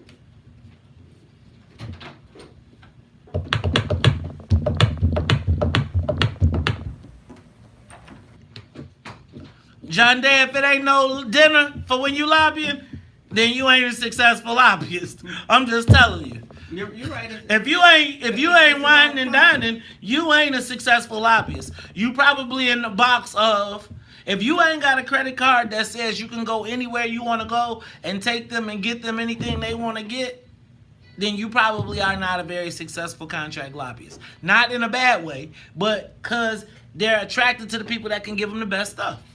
That's the whole point of lobbying. You are tuned into the Talk of Chicago 1690 AM. I'm your host, Maze Jackson. Y'all, I think I done started something. Y'all done kind of threw my show off, but I'm going to keep on because we got these calls. But I am wondering, social media question today, is America taking too many specific groups into consideration? You know what I want to do, too? I want to look at the Pew report sometime this week. Mm-hmm. Because they have very different ideas, like blacks, white, Asians, about how black people get treated, etc. But I just think that our legislators, on so many levels, I think at every level. So I think when you cross over into the realm of becoming an elected official, the issues that impact you as an elected official change. So when you are on the ground and you're becoming an alderman, you are in and amongst the people. Once you become an alderman, you go to be in the crew that you at one point were denigrating. Mm-hmm. And then you don't really have to worry about the same challenges and the same issues that the residents and constituents in your community have. Same thing happens at the Springfield level because, again, in Springfield, there are very few black lobbyists. Now, the first thing is, they don't very often want to have black lobbyists at the table directly. They want to have a black lobbyist at the table indirectly so he can't say too much so that some white boy could cut his money off, right? And so then what they do is they put us in the room for the cannon fodder, right? They put us in the room and say, look, we got to help these people. Look at all these people down here. They concerned because they need help. We need the money, but we need y'all. So we become the leverage, and our black elected officials and sometimes don't see us for the money. They see us for the social service component or the social justice or the criminal element, not the financial aspect of what is happening. Yes. And so my concern, and I saw it all the time, right? I used to be in Springfield, and I worked with a firm. I was with a firm that was blue chip. We had top. But the first thing they did was give me this credit card. And that credit card allowed me to take everybody out to eat. But for a $75 meal, in a lot of cases, because that's the maximum you could spend, you could get the ear of these people that were setting up these laws. And so white folks are smart enough. You ever wonder, like, when everything gets cut and how Catholic charities always keep their money, or Lutheran Family Services, or how do these, like, when they cutting everything, because the white people keep somebody in Springfield maintaining those relationships. And so the black electeds don't feel bad. They feel bad because they like, man, this fool done took me out to dinner 50 times. I done been to this, we done hung out, they done sent me around the world. Now, the black guy can't do that. Because the black guy gets the $2,500 contract. And so, Todd, it just seems to me that we have allowed all of this other stuff, all of these other people to get in the way, and now we are sitting, and even as our house is burning down, I feel like we're the frogs in the pot of water. Uh-huh. Even as it's all burning down, like, as long as our people can still go to dinner with their favorite white boys in Springfield, the rest of us don't really move ahead. And they keep us fighting over a small piece of pie that they give him more away of. That's right. And I mean, I even heard one lobbyist say that that somebody was taking such a small chunk that he was even destroying the pay scale because he would take such a low salary. They're like, well, shoot, we'll take you. We know you can talk to people. Right, because the black lobbyist gets paid $2,500, while the white person gets, the black person gets the whole black caucus for $2,500. Everybody. All of them, all 20. The white lobbyist gets $5,000 a month for 2. And let me tell you, 9 times, and the black people be like, hey, white guy, come on in. Right. They don't say, hey, white guy, you sure got some nice suits. You sure got some nice cars. How come you don't got no black people doing that same thing? That's 3. That's right. And we don't even see it. But yet and still, Our legislators will come back and they will put on the table, we made sure that the trans community got, and they will be proud of that. Yeah. And come and brag, and we'll be like, Doc, that don't got nothing to do with us. Let's go to the phone lines. Let's go to Brother Cam. Brother Cam, you on the Talk Chicago, 1690. Hey, Maze, this is Brother Cam. How you doing this morning? What's up, Brother Cam? How you doing, man? I'm good. So I'm liking this question this morning. My comment is that to really deal with the whole issue of how we've been diluted in regards to public policy is that we have to use specific language that speaks specifically to our history. Those of us in the reparations movement, we use the language of people of African descent. And that speaks to people who've undergone a certain history, a certain injury, and that injury is not discrimination, but it's crimes against humanity. And that, in and of itself, speaks to only people, black people in this country, and perhaps indigenous people. But as one of the callers stated, indigenous people in this country, they really have not gotten all that they deserve, certainly not all that they deserve, but they have gotten reparations. They got some casinos, man. Them casinos turned dope. And some other things. But when we talk about people of African descent, it's not just black people or people of color. We have built in mechanisms that speak just to us, that exclude everyone else.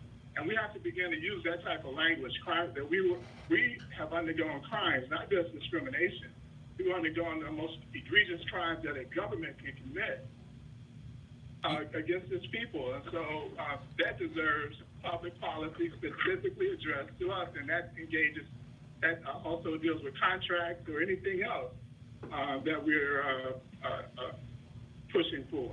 All right, Brother Kim, we got to get you back in here. You know what? I want to have this conversation with you because I also want to talk about this ADOS movement and how it seems like there's some sort of, we got to make sure that all the dots are connected. But that is Brother Cam. He has been at the forefront of the reparations movement. Let me go to Sister Karen. Sister Karen, you on Talk Chicago, 1690. Good morning, King. Good morning, Queen. Cam is exactly right. We have to change the language because we're not saying the right thing. Also, Maze, just like you got what's in it for the black people, and you taught and trained the people to read and study, like the girl that called before, I forget her name, she was telling the truth. We do a lot of complaining, but when I was the lobbyist for transportation in Springfield, you don't see us at the table. You don't even see us coming. And yes, a lot of us can't afford to be there and not be at work. But we need to study more. We need to learn the process. We're complaining about something that we really know nothing about.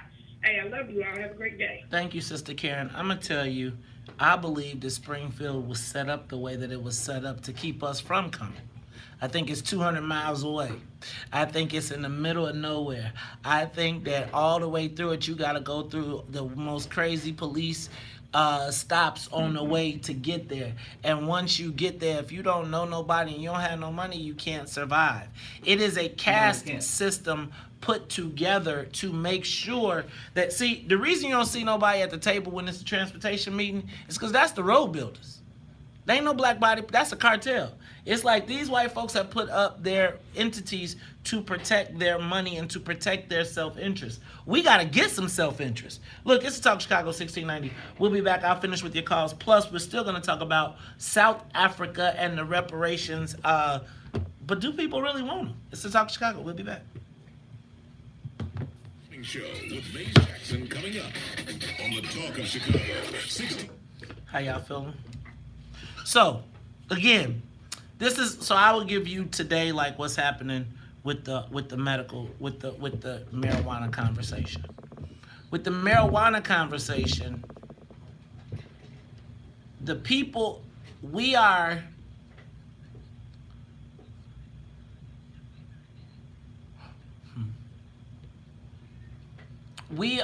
an afterthought to how do the white guys get to the money, right?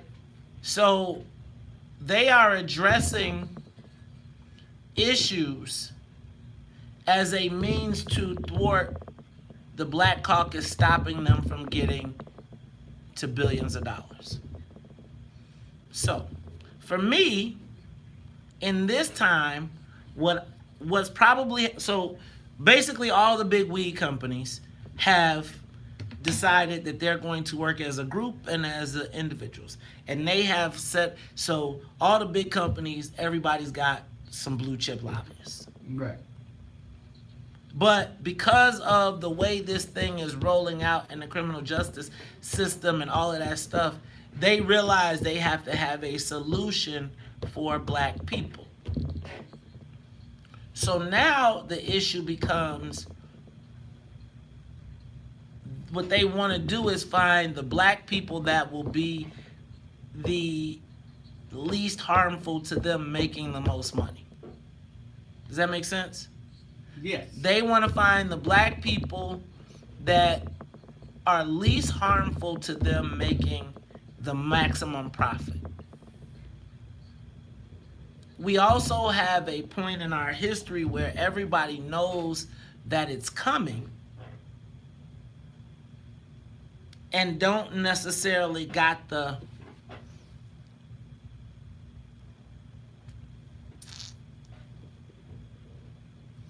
financial wherewithal to build and to do what it takes. Like, No, we can get into dispensary. So, like, let's say you drop the cost of the license, right?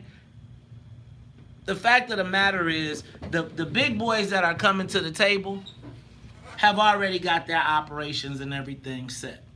Right, they already started. So what happens if you build a $50 million grow facility and you get a license to build a $50 million grow facility because they got all of these requirements, and so you invest all of that money to do it, and then they hand out 100 licenses, and so now the cost drops. Like, again,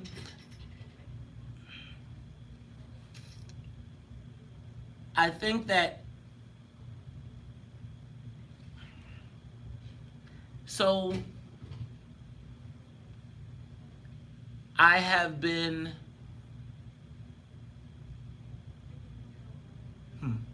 you know what, I'm gonna leave this alone. I just think this. I think that we have to be very judicious in how we approach this situation. I do not think that there is a benevolent white company that is saying, hey, we want to make black people rich. No, I don't think they are. And it's like the road builders. The road builders will tell you, if you can start your own company and, you know, get an asphalt thing and get all the things that you need, they won't stand in your way. Now the hard part is, where you get the money to put everything together? Hey, the door's already closed. Yeah, so they're not going to get in your way. So they're not going to give you anything. The fees alone the last time were the bullshit. Like, again, and remember, the white guys put those rules in place with black people sitting there to say yes. What they got to do is figure out how do they get us to endorse whatever they come up with. But again, think about this. Think about the fact that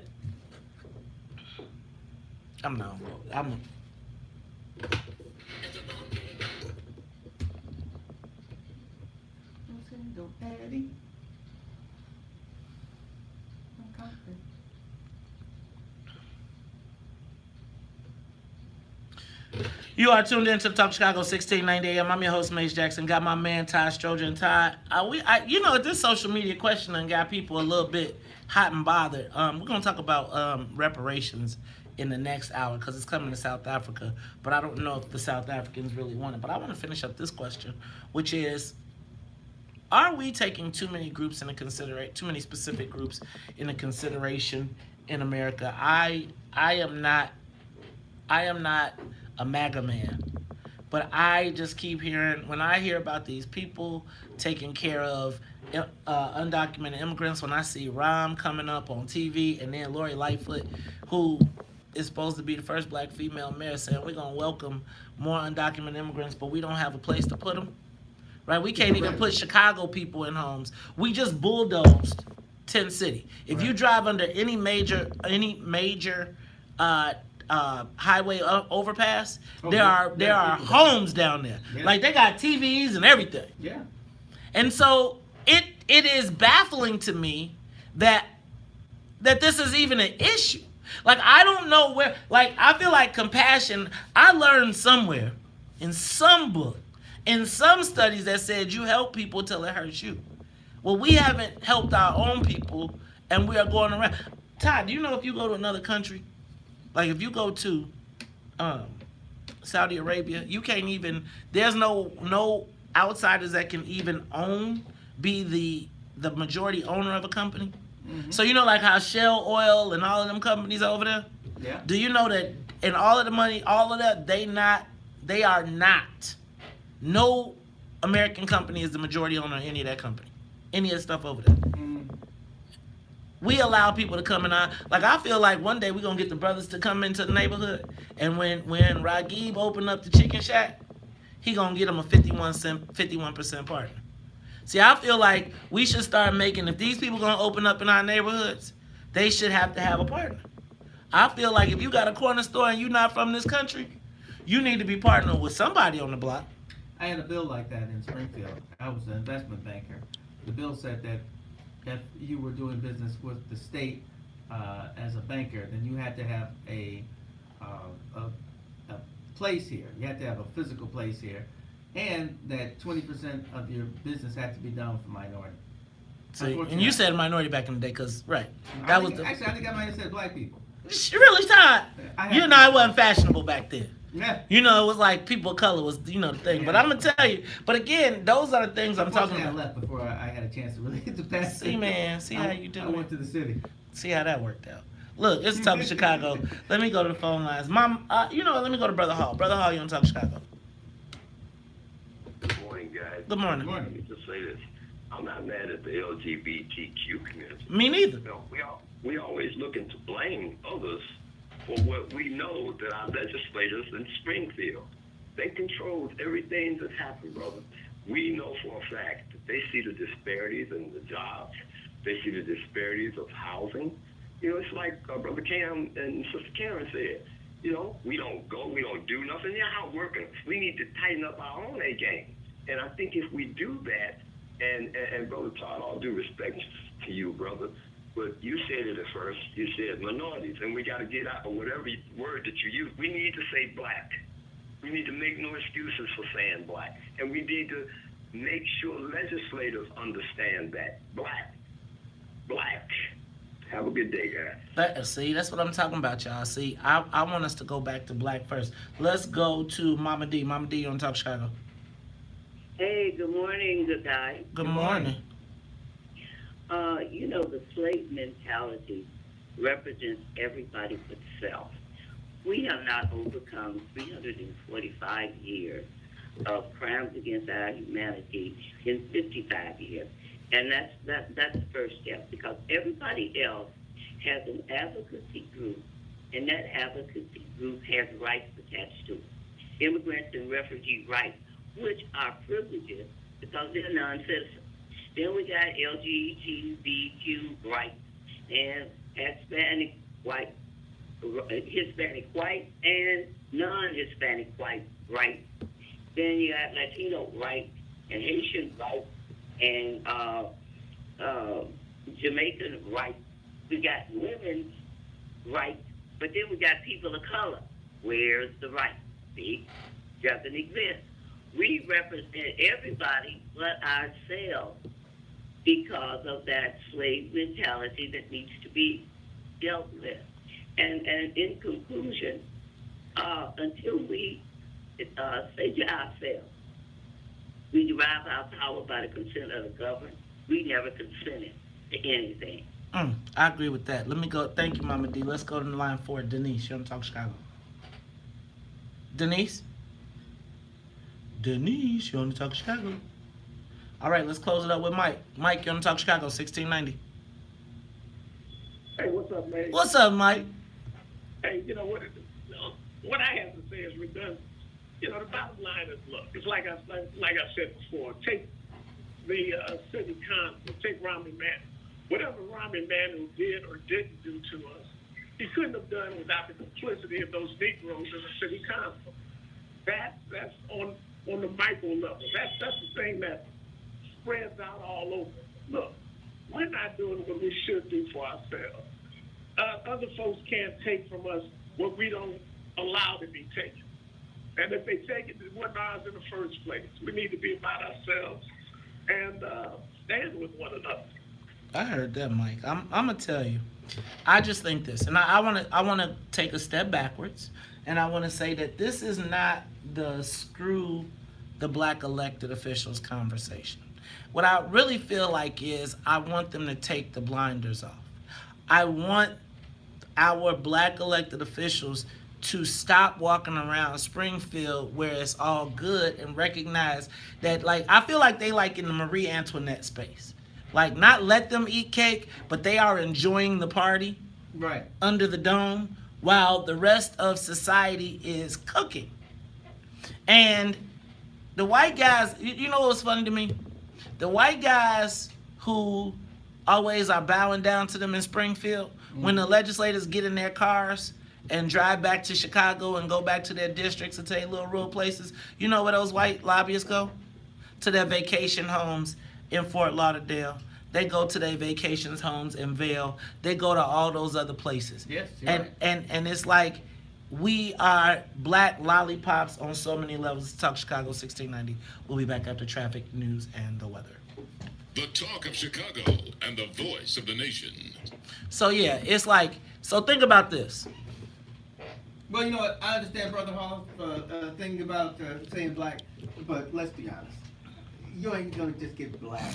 I mean, I can say black, but it's gonna be amended a million times. If I'm But you say black, and then they add on theirs, right? They'll say black. Well, if you're gonna say black, we want women, and just like Chris Welch said, African American, and then the women were like, if you want us to vote for it, you got to put women on it. Exactly. Right? So you can say black and then let them do the work. Like, let's not say what we can't do. Let's say it. And imagine if every bill come through that mud be like, blah, blah, blah, blah, blah, blah, blah, blah, blah, blah. Somebody gonna be like, the white people gonna be like, is something going on with the black people? And all I'm suggesting to y'all is,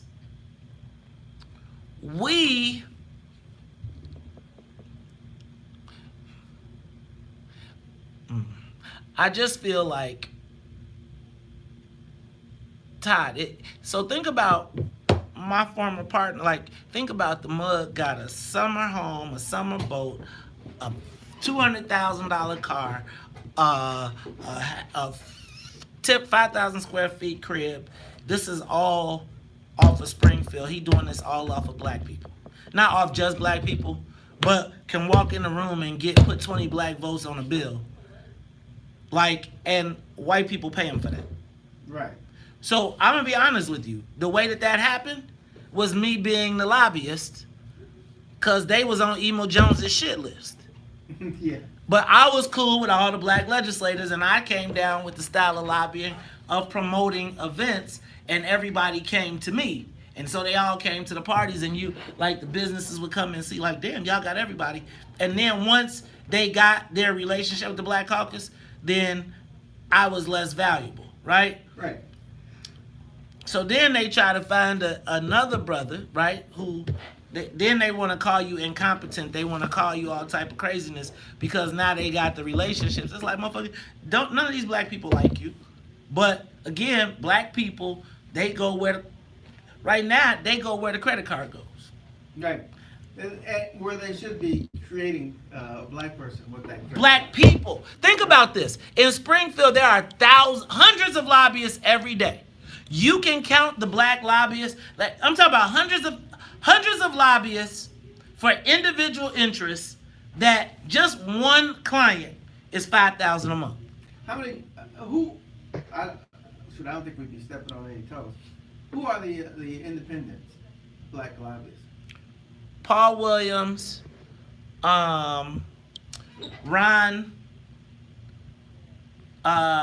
I can't think of my man. I can't think of his name for the life of me right now.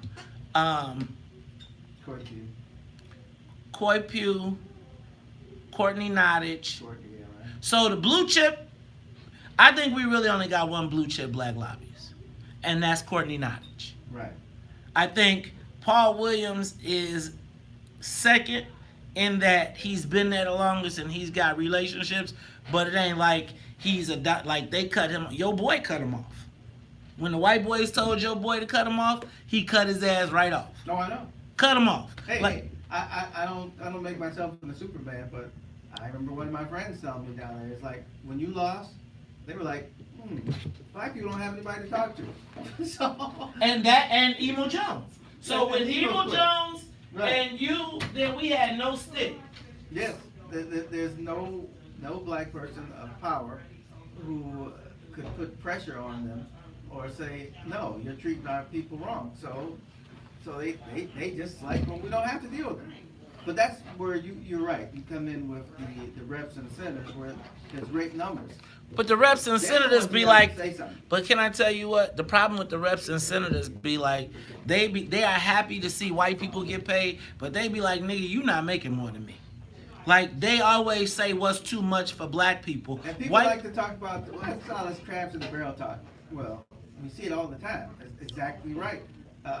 Why is he going to be doing better than me? Let me tell you. I don't get that. Right.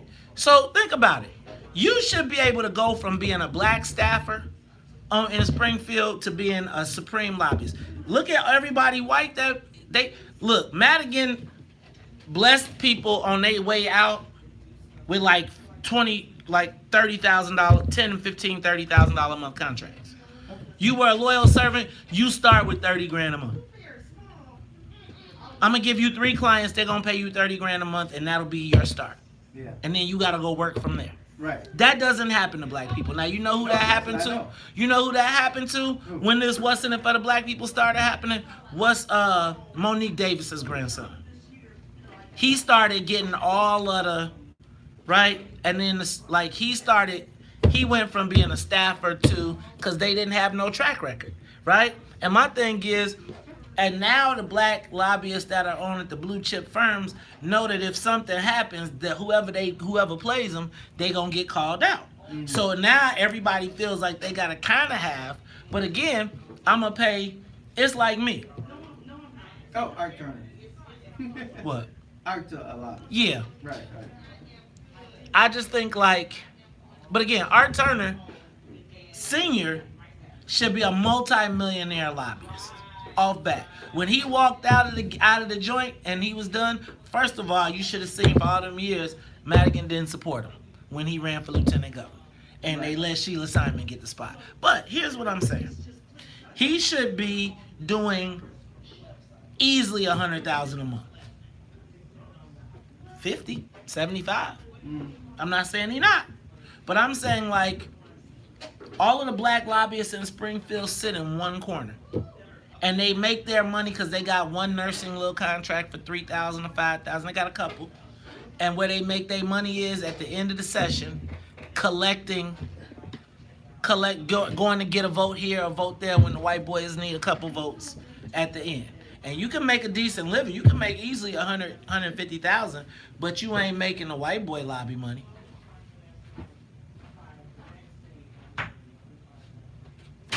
I'm saying. Seriously. And then once they make the lobbyists, then, and let me tell you, and then here's the thing, they keep the black people poor, so now you got a client roster of 10 clients. You tell each one of your clients, I need $5,000 for each one of y'all, and then you go to these black legislators who don't get no money, and you could spread out $30,000 and a $1,500 check is more than any black lobbyist is giving you. Mm-hmm. So now you got a leg up, because you ain't got the money. You're 8 o'clock, right? No, who's my 8 o'clock? The college tour world. Oh, okay. Yeah. I'm just talking for a few minutes. And I told her it's going to be short, 5 minutes.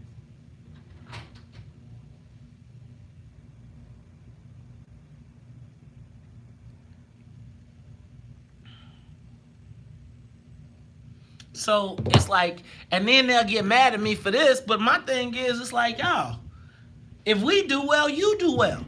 Exactly. If you create lobbyists that are paid, black lobbyists can be, and so you feed the beast.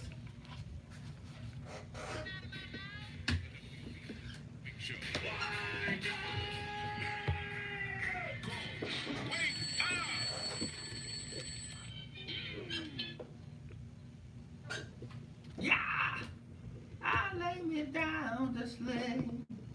Ooh, Nothing trying to sleep. Flashlight. Flashlight.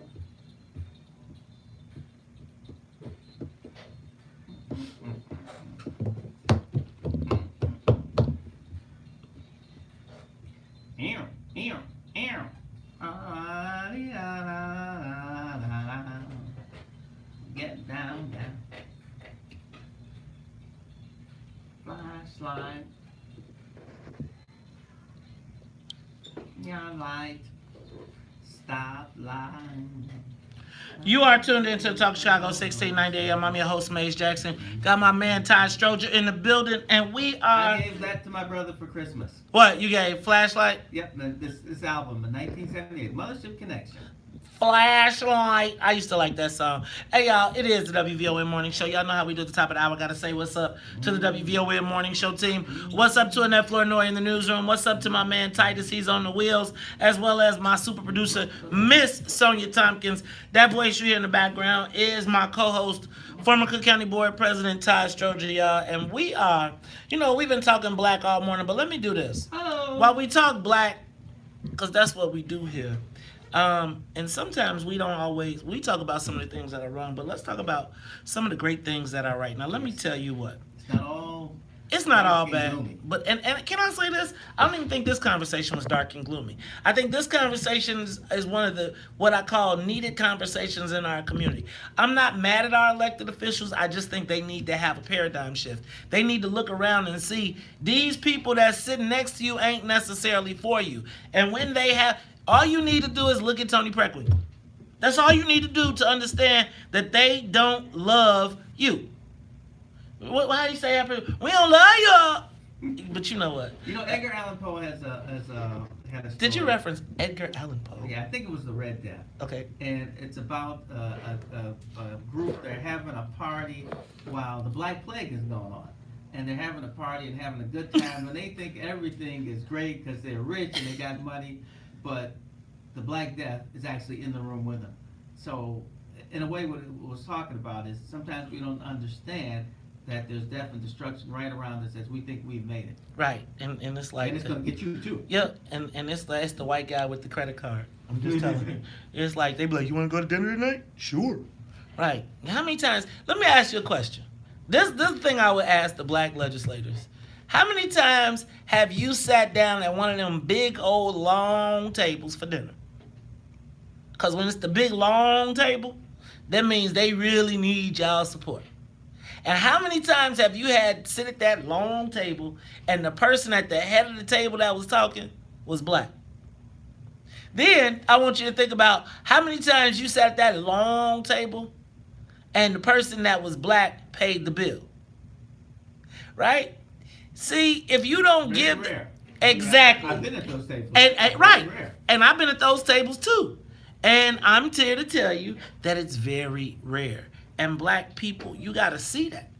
You got to see that. It's like... And I've always said, I felt, when you're at those long tables, I always felt like, they feel like they can herd us together and talk to us as a group instead of talking to us individually, which is always a lot harder. Right. And I always feel like sometimes we just be like, okay. Like, I feel like that, like you be sitting at these tables, this is the enemy of the state, but because... You know what? Let me do this because I need to do this part first and then we'll go back because this show is really, really intriguing me right now. I need to take a time out and say, send a big shout out to, people call me to curse me out all the time. And sometimes when my phone rings, like, shut up! Listen, shut up!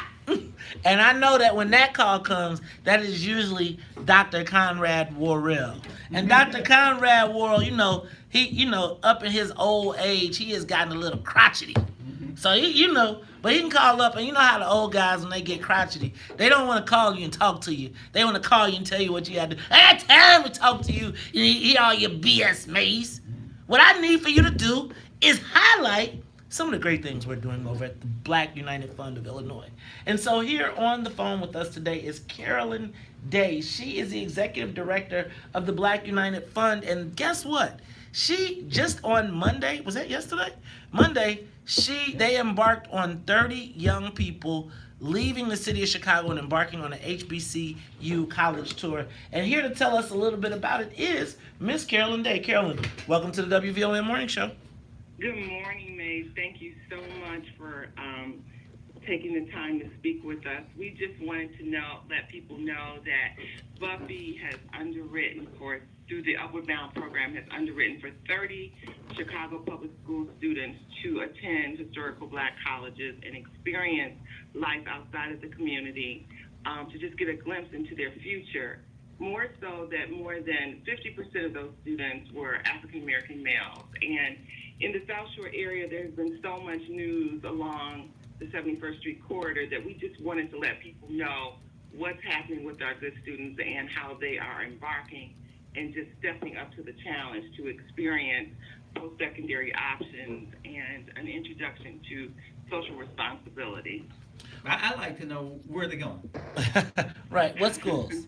Yeah, so they just left this morning. They spent all day yesterday at Tennessee State and Fisk and Meharry. And so they will be embarking on to Spelman, Morehouse, Clark Atlanta, and Georgia State. So they are just excited. I spoke with them around 5 o'clock this morning, Chicago time. And so they're taking notes, they're Facebooking and Instagramming, and so they're just receiving the support from Chicago. Well, that is so great. You know, we always want to highlight the wonderful things that are happening in our community. You know what, Buffy has been a stalwart in our community for years. You know what, I have to always, when I say Buffy, I always, Black United Fund of Illinois, gotta acknowledge the late, great Henry English, who really was at the forefront of ensuring that, you know, he was on the Black People Give Back and we can take care of our own. And yes, Buffy is continuing that legacy and that tradition. Carolyn Day and the Black United Fund has funded 30 CPS students to go on a Black college tour. Now, you know, if I never got a chance to go on an HBCU tour, but it's one of the things that but I didn't. You know what? But I'm gonna tell you what. It's one of those things that if I was to, I'm planning on sending my son on one. And now that I know Buffy is doing one, I'm definitely gonna be trying to get him in that one. Tell me, Carolyn, how do people find out about the great things that is happening at Black United Fund of Illinois? Oh, well, I definitely want to say I am truly honored to be sitting at the helm of Buffy, and indeed the legacy of Henry English has afforded all of these opportunities. But we're at 1809 East 71st Street, 773-324-0494.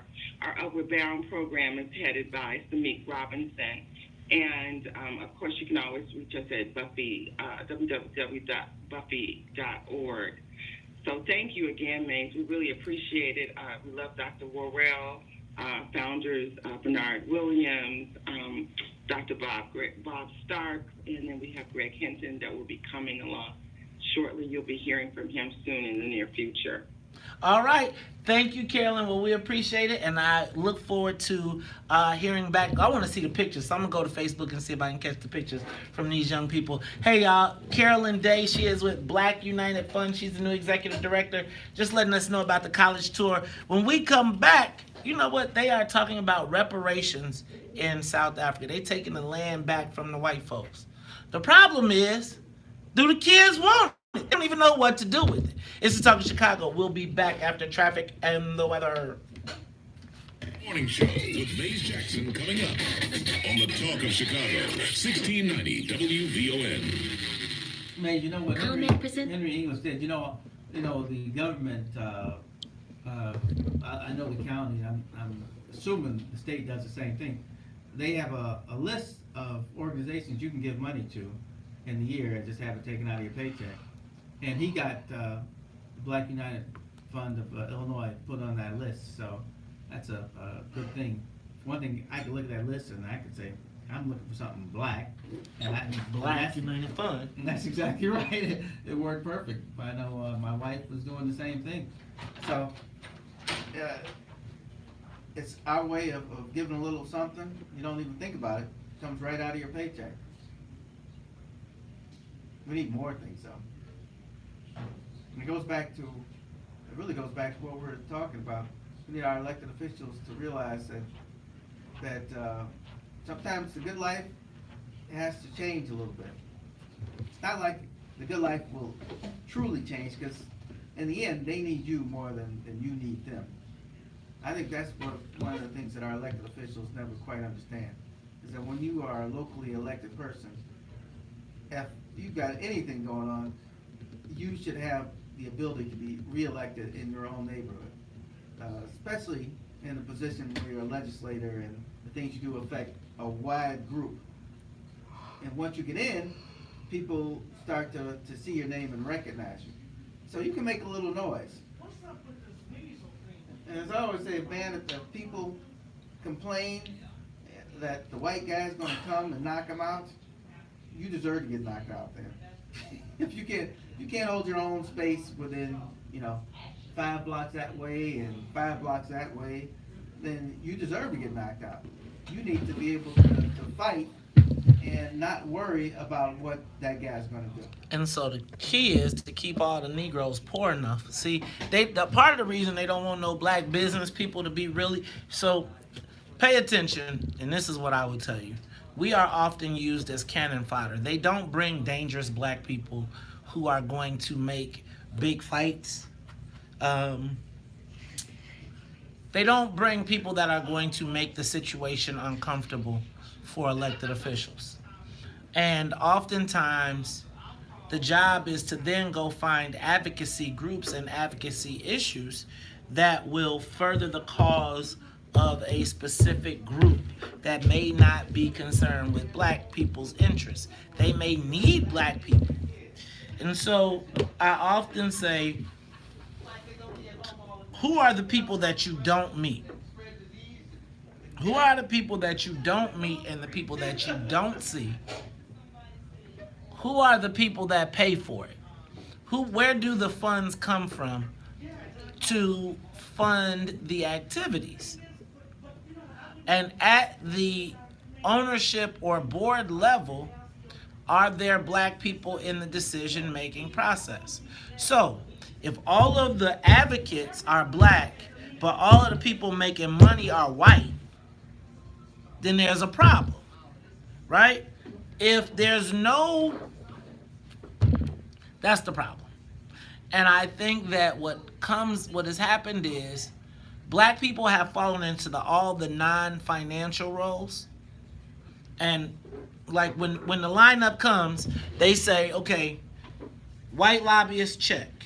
White blah, blah, blah, check. Then, wait, when does D2s do? I don't know. I never pay attention. I got a treasury guy that helps me with that. Huh?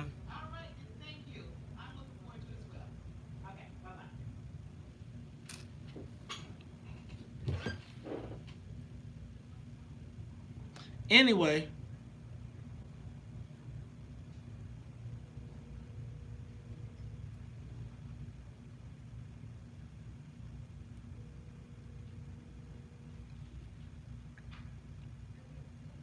so when the lineup breaks down, what happens is black people go to the advocacy and the social. White people go to the money. So like when you look at how this thing is happening, you got the corporations up here. The corporations then go to the lobbyists and say, how do we devise a strategy to make sure that we get this done? Right? So what? You see her 8:30, right? Yeah. She's calling in? Yeah. Okay. And I told her only 5 minutes too. Yeah. So then the lobbyist says, okay, well, to win the Black Caucus, we got to have people that look like the Black Caucus saying that they agree with our plan.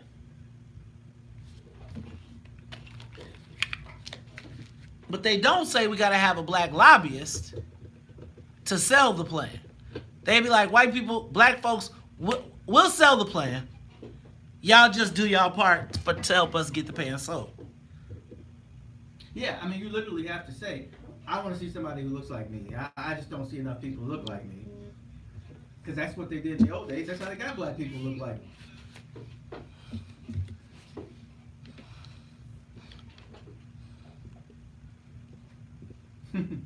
That's exactly. Color is what you need.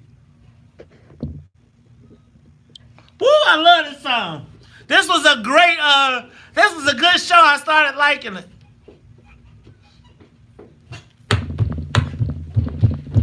We pushed out the advocacy because the white folks do the same thing. At the advocacy level, when it's affordable housing, it's all white people that's at the top. And then they put Negroes out there to be on the front line fighting. Yep. It's the same thing that's happening. The structure is the same thing. It's just you be happy to be the one.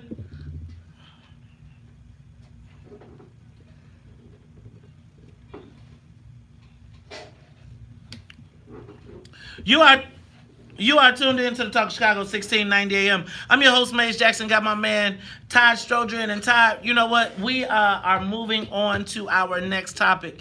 Todd, did you hear about the fact that in South Africa, they are ready to start taking the land back from white people by force and re-giving it back to the Africans in South Africa? So you saw that story. I think that's it's pretty funny because people are like, you're taking people's land. Well, 40 years ago, you took this people's land. And not for right. And it's like, first of all, do you know they got a special coming on TV about King Leopold? Oh, Leopold the killer? Yes, and it one scene of it was just people lined up and he was just chopping their hands off and throwing them in a basket. And I don't think I'm gonna be able to watch it. But when you think about see, that's the thing about white folks. So they want to forget about all the cruel and unusual torture, everything that they did, and say, it's unfair for you to take our land. I went to Zimbabwe, right? And when I went to Zimbabwe, they was taking land. Like, yo, general would be like, hey, you white guy, time to go, right? And the white people like, hey, but I'm a Zimbabwean. No, they used to be like, I'm Rhodesian. Like, nah, bro, this is Zimbabwe. And so so Todd, first of all, I've always been, okay, so I'm going to get in trouble for this, but I've always been suspect of Nelson Mandela. Why? Because conciliatory for you?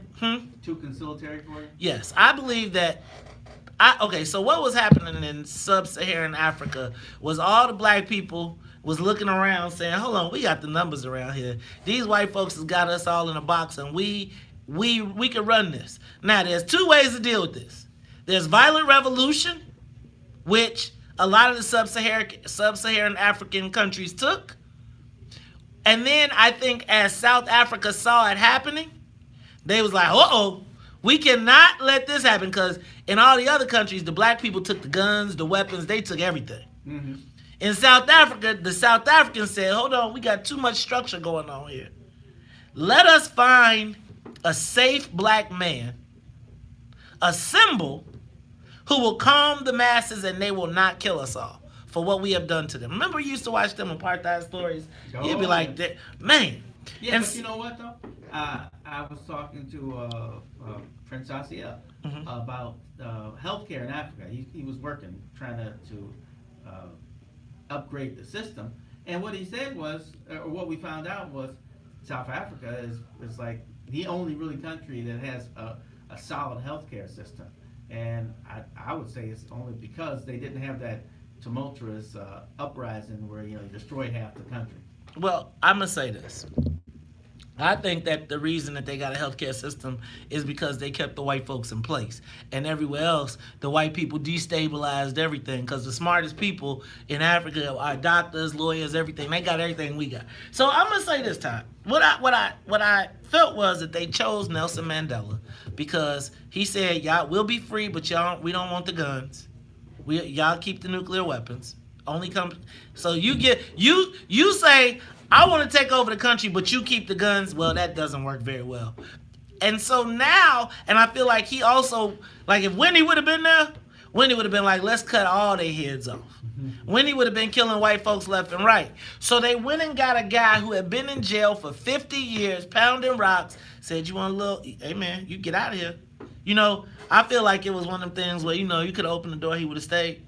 And they was like, come on, man, we need you to run this country. But whatever you do, remember, we was the ones who took good care of you. Did anybody watch, do you know Reek on Game of Thrones? Okay, let me not go that far. Okay, well, anyway, it like Stockholm Syndrome. Like he wanted to protect the people who had captured him, and he I wanted. understand Stockholm syndrome. Yeah, that makes sense. And so imagine you've been locked up for 50 years. They give you a woman. You know, I was hoping you wouldn't make sense. Right, I'm saying. But think about it. You've been locked up for 50 years pounding rocks. They give you a woman. They give you a castle. They give you cars. They be like, look, just don't get these Negroes riled up. Can you handle that? You can go home. Todd, I'm telling you, if it's me, I'm going home and I'm getting that woman. And you ain't have to worry about nothing with me. Because I'm going to be over here trying to catch up for 70 years. So it took a while, but we are now officially. See, that was making a lot of sense, didn't it? Yeah. Officially, now the South Africans like, hold on, it's been 24 years. It's time for us to get this on the road. So they are now moving to take all of the land. But here's the thing: the young people don't want the land. They like, what we gonna do with it? We live in the city, even though we live in shacks and shambles and shanties and all that. We city dwellers. So they are saying instead of the land, they like the cash. Upfront cash. Now, Todd, can I tell you something? You don't trust us. No, but I'm gonna tell you. That sounds like something I can see happening right here in the United States. Oh, wait a minute. Remember I was telling you I was talking to my accountant? And my accountant's probably in his late 70s. Mm-hmm. And he was talking about how his neighbors who own the cleaners and people who've been on 79th Street, almost as long as he had, weren't doing anything with their businesses because their children wouldn't come back. Their children went out and to try to become in the corporate world and make the big money right away.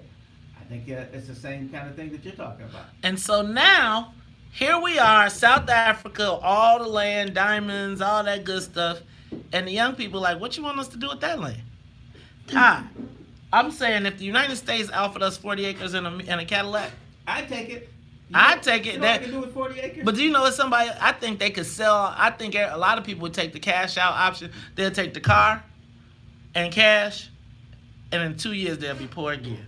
Look, it's the Talk of Chicago, 1690 AM. When we come back, we're going to talk to Tamara Clayton about the Tamara Clayton Expressway Safety Camera Bill, as well as we'll continue this conversation. Give us a call, 312-374-8130. We'll be back.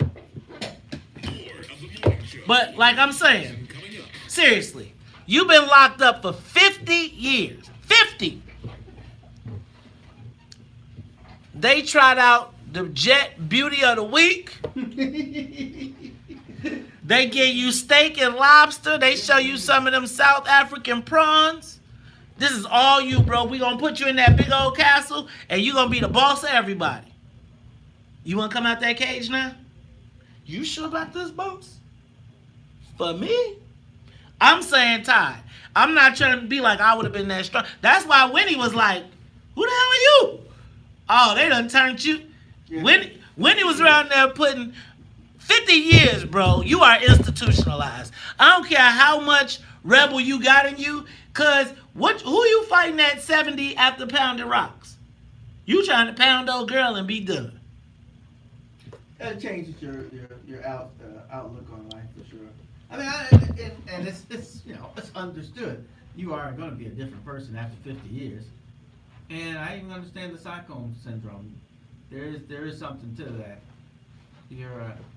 And for people who don't know what the Stockholm syndrome is, basically it was a test in Stockholm, Sweden. I think that's Sweden. And what they found out, they did a simulation where some people pretended to be guards, some people pretended to be prisoners. And what happens is the guards take on a real guard's personality. I mean, they treat you just as bad as you'd expect guards to in a prison. They take away your, in a sense, your humanity, and you're just another piece of meat. But the prisoners take on a different thing, where after a while they can sympathize with the guards, because there comes a point where you start to think that the guards are treating you well by not treating you badly. So now it's like what happened to Patty Hearst. when she got kidnapped by the guys who were going to hold her for a ransom. Them not killing her became them taking care of her in her mind. So then she fell in love. I remember the movie. She was doing it with the leader. So now she becomes part of it because they have kept her alive when they could have killed her. So that's But she robbed the bank and then she was all good. They all still in jail, ain't they? The Symbionese Libyan Liberation Army? They could be. I wouldn't be surprised. She out. Yeah. Well, that's because she was truly a captive, and there is such a thing as Stockholm syndrome, where you get that sympathy. See how you got that sympathy for the white girl? Hey, man, it's not easy being captured. I'm pretty sure about this. I haven't been captured, but I can guess at the stress of thinking that they can pull a bullet in my head anytime, at any moment. My family says they're not going to pay the $50 million or whatever it was back in those days, probably $1 million. They're going to put a bullet in my head. Man, that's life changing. So, but I think you got a point about Mandela's attitude would be different after 50 years in prison. Come on, man. You've been looking You can't at expect him to be the same. right. Bubba been like, hey. You can't expect anybody to be the same person after 50 years in prison. Right. So, But they put in front of you, see, like, because they wanted Nelson Mandela. Robert Mugabe,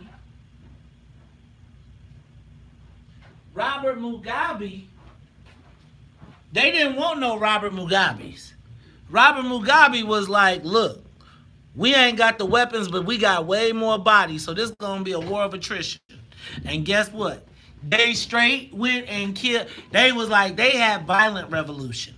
And the South Africans and once the Zimbabweans and all the other sub-Saharians, they was all going to pile up and come in South Africa. And you didn't want them warlikes coming in when you could be like a peaceful transition and keep everything.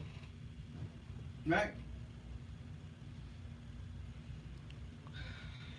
Is Milton strict from your show? He not strict, but I mean, So he wants to know. I don't want to do the Irish Catholic thing today. No, I don't want to do Well, that. that's What's her name? Alma Hill, sister of Tamara Clayton, and she got the bill passed. Okay, I'm just gonna have her talk about that for a few minutes, and we'll go back. Okay. Standing on solid ground.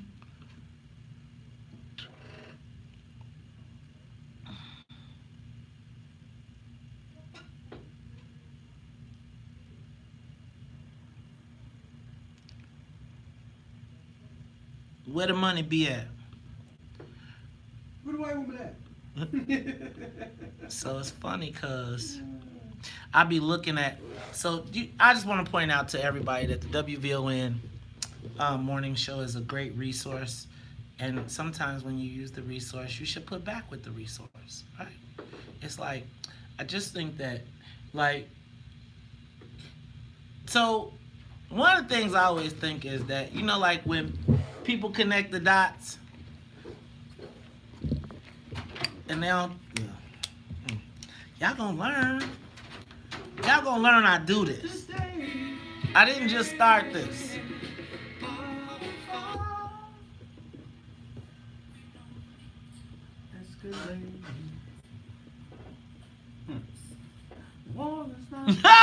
Reddy Rock said that cathedral burned because the Catholics messing with them kids. Was it a Catholic cathedral? Yes. Yes. Got to find a way. Why don't I feel like the French were Catholic? They were. All the European countries were Catholic. And then the Protestant, but then when Martin Luther came. Right, and then the Germans became Lutherans. And then with Henry the VIII, he wanted to marry more people. Right, so he became Episcopalian. Well, he created the Episcopalian Church. The Church of England is really what it is. What's going on? What's going on? Did you watch The Tudors? No. That was good. That was about Henry VIII. Yeah. I may look that up, though. That's a good one. House of Tudor.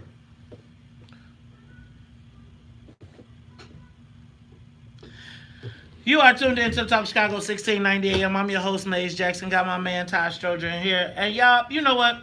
This next guest was on with us a few weeks ago, and we talked about the story of her sister, Tamara Clayton, that was murdered on I-57.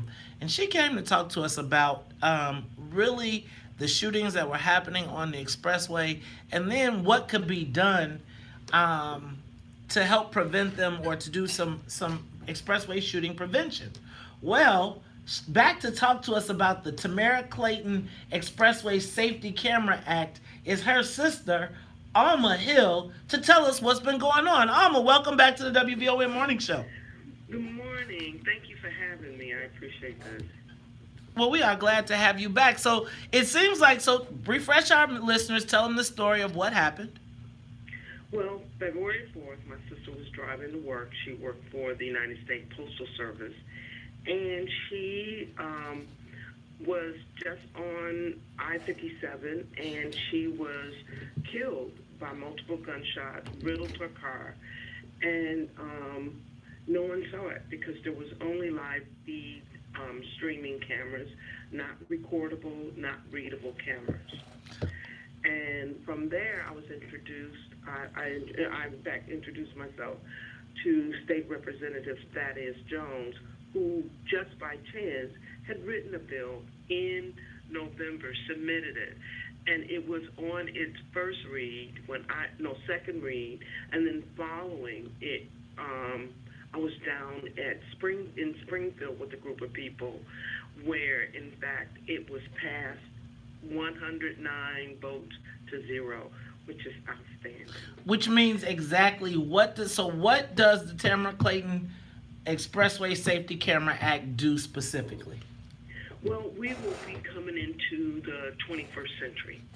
We will have high-density cameras for Cook County, for all the major expressways, whereby they can read they can read license plates, they can read models of cars, and they will also know and notify when there's some action or something going on, hazardly, that kind of thing. Nothing petty, nothing where I'm speeding 10 miles over the limit, where that's not the issue. The issue is safety, safety, safety, safety. Because if our family knew that there were cameras like that, we thought there were. Because you have 640 just live streamed cameras throughout Illinois, and not one of them record. That is crazy. Well, let me tell you, this is an example of what happens when you get your stick-to-itiveness and won't let the memory of your loved one pass. Let me tell you, Alma, that is a tremendous accomplishment, and everybody at the WVON family wants to thank you for getting this bill passed. One other thing, we still have to find those people who perpetrated the crime. So there's a part 2 to this event. I'll let you know, because we're still going to put up a billboard. We're still going to we're still raising money for the GoFundMe to put flyers, getting teams of people out there, because we believe that someone knows, and that's our second part of this. We're very happy to know that other people won't be harmed. I mean, just think about it. On the Stevenson, Saturday night or Friday, was it Friday night, where someone had been shot and 1 died and 2 injured. I want to know that we're safe. I want us to be safe too. Thank you for calling in. It's the WVON Morning Show. Alma Hill, that she just helped get the Tamara Clayton Expressway Safety Camera Act passed down in Springfield. Shout out to Thaddeus Jones, State Representative Thaddeus Jones, for bringing that up.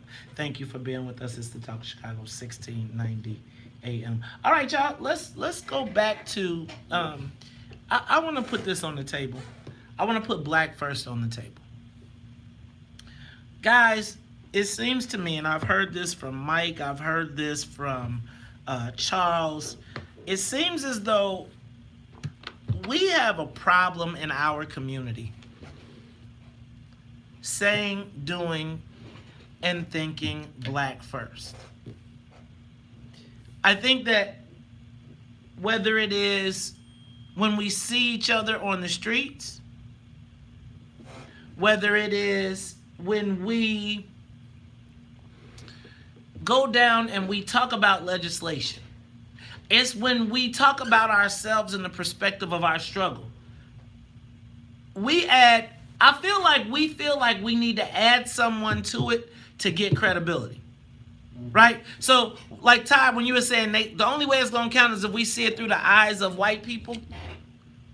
Well, how about when we got the numbers, though? And when do the white people have to see it through our eyes and our perspective?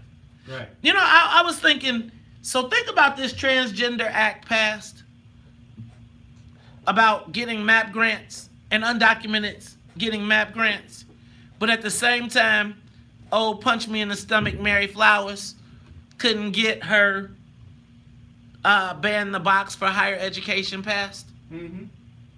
Which in the fact that we know that they are asking you, do you have any criminal record before you can go to college? Now, how did all the black people wind up voting for the LGBT, but that one did, but we couldn't get ban the box passed? How does that work? Yeah, that's a good question. It grows down to allies and what the group thinks is the common good. So we can cry and whine and nobody will listen. But at this point, when the LGBT cries and whines, they get everybody's attention. But they get black attention before black people. That's what I mean, they get everybody's attention. How is it that other groups get black people's attention before black groups? Because we don't say, we're not helping you unless you help us. There's got to be, they hate that quid pro quo, but this has no money involved. Hey, so Todd, think about this, Todd. When you think about all the money that Medicaid and all that stuff makes, do you realize they tried to squeeze Next Level Health out the game? Instead of the black people saying, oh no, Next Level Health that's our piece. They didn't? Mm-mm. I can't believe that. That doesn't make any sense. They tried to run Next Level Health. Now, they got it back, but they had to fight extra. Instead of somebody putting them at the table and being like, okay, here go the black company, here go the white company, here go the LGBT company, but I don't know what y'all going to do, but we only got one black healthcare company, so we're going to use that. See, and my thing becomes, black people have to prove themselves extra to black people. This is what happens in Springfield. Not Springfield, for black people. The money gets put on the table. White people say, ooh, I'm going to get me some. Asians be like, oh, we want a piece of that 20. White women be like, we want a piece of 20. White boys, when the money hits the table, white people say, oh, give us our 80. Give us our 70. It's 70 now. Then our piece is sitting on the table. And when our piece is sitting on the table, that other 30, first thing black people say is, well, did we take care of the LGBT? Did we take care of the white women? Were we fair to everybody else? And so as we passing out stuff, guess what happens? What? We wind up looking and see that out of the 26%, and we were so busy being benevolent, it's only 2% left. Right. Everything got and now everybody looking at you like, why y'all can't keep up? What's y'all problem? I am going to tell you, and I'm going to say this again. In Springfield, black people respect white guys way more than they do black people. If you look at the way black lobbyists are treated, if you look at the way black staffers are treated, and then you compare that to white, I want every legislator to think about all the white staff that you had in the time you've been there, and where are they now? And I want you to think about all the black staffers that you've had in the legislature, and I want you to ask yourself, where are they now? I want you to I want you to walk down the hallways of Springfield, and I want you to look around, and I want you to start counting. And I want you to count the number of black elected officials that are in the chamber.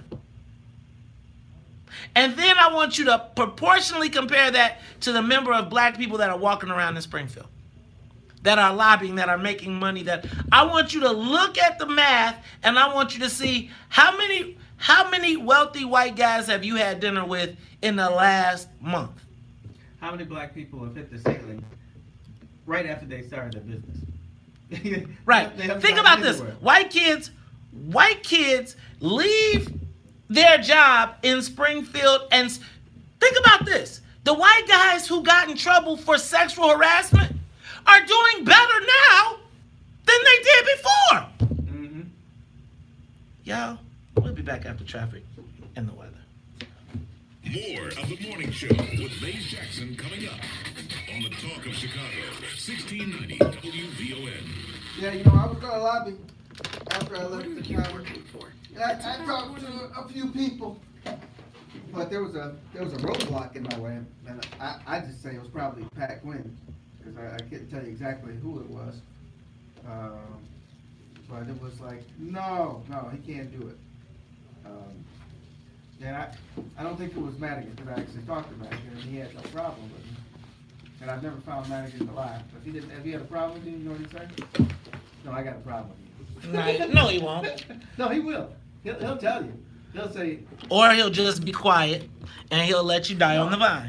You say, will you, can you do this for me? And he'll say yes, or he'll say no. He may not say anything, but that means no. But he will tell you if he has a relationship. I don't mean just Okay. So you mean to tell me the most powerful man in the state of Illinois couldn't get you around Pat Quinn? Seriously? Come on, Todd. You really believe that? You think who of his team ever got held back by Pat Quinn? I didn't ask him to make it in the round. I asked him to help me get something, and he said, you know what I can do for you? I can talk to ComEd, and I can talk to People's Gas. He told me what he would do. TD Jakes at 9:30 on Thursday. Okay. Got it. Thank you. So, he did. Did he do it? Yes. And you know, it's probably my fault. I should have tailed back, because I had a meeting with ComEd, and then they canceled it. And I figured they canceled because somebody came back to them and said, don't you do that. And the only person who I knew who was never on my side really was Pat Quinn. Pat Quinn was, I told you, my example of the most racist treatment I ever had in my entire life and all of my political campaigns was working on the Pat Quinn campaign. That is when I was like, that is the epitome of, like, liberal racism. That was the epitome of it. The epitome. I am not shocked. No, and then you add that chick Cheryl, that was his. She came in and she was like, cause I had, in the primary, I was the man.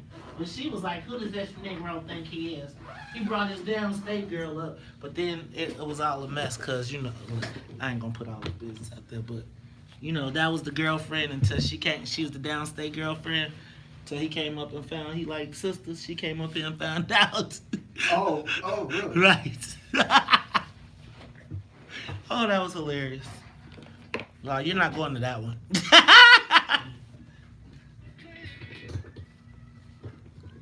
So here I am. Boom, boom, boom. This Hollywood City. Boom, boom, boom. Boom, boom, boom. I guess I'll stay. Hey. Hey, what you got to say? I said, hey. What you got to say? You are tuned in to the Talk of Chicago, 1690 AM. Hey, y'all, I don't know what happened on this show, but this turned into the Black First show. But I don't got no apologies. I don't have a problem talking about black folks. Oh, really? I don't have no problem talking about it. I just think that we've got to start thinking black first. Like, I'm not mad at our legislators. I'm saying y'all got to rethink your strategy. You're not just having the press conferences and doing the mail, and it's like, that ain't it. We need tangible wins. Y'all can't keep giving. You can't. I just felt like it was the epitome of the relationship between black people and the rest of the world, Todd. Mm-hmm.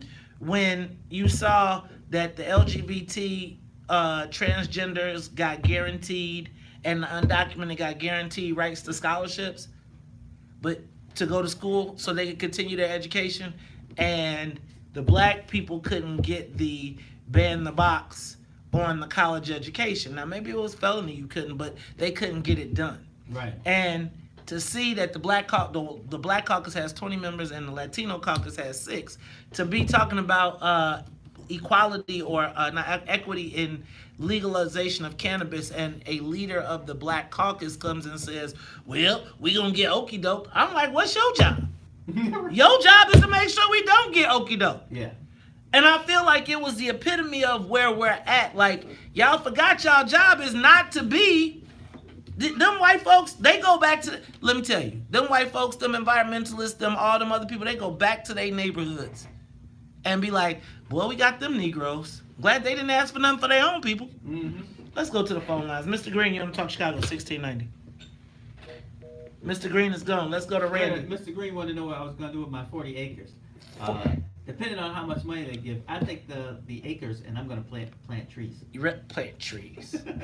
I'm planting what? Cash crops. I'm building an indoor facility to grow hydroponic plants. Well, it depends really on where it is. Right. Well, let me get 40 acres. If I get 40 acres in downtown Prime, I'm building me a building. Let's go to Randy. I'm building me a building too, but it's going to be like in Monte Carlo. Randy, you're on Talking Chicago, 1690. Yes, good morning to both of you. Good morning. How you doing? What's up, researcher Randy? Great, wonderful, great. How are you and your family? Everybody okay? Everybody's good.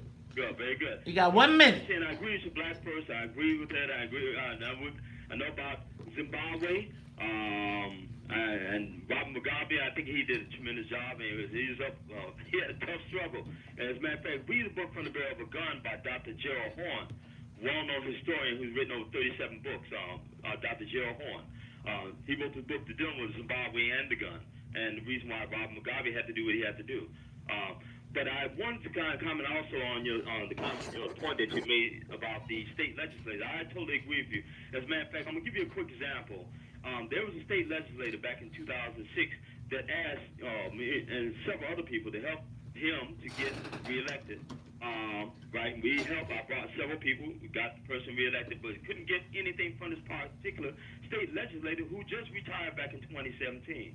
And I think that's very problematic.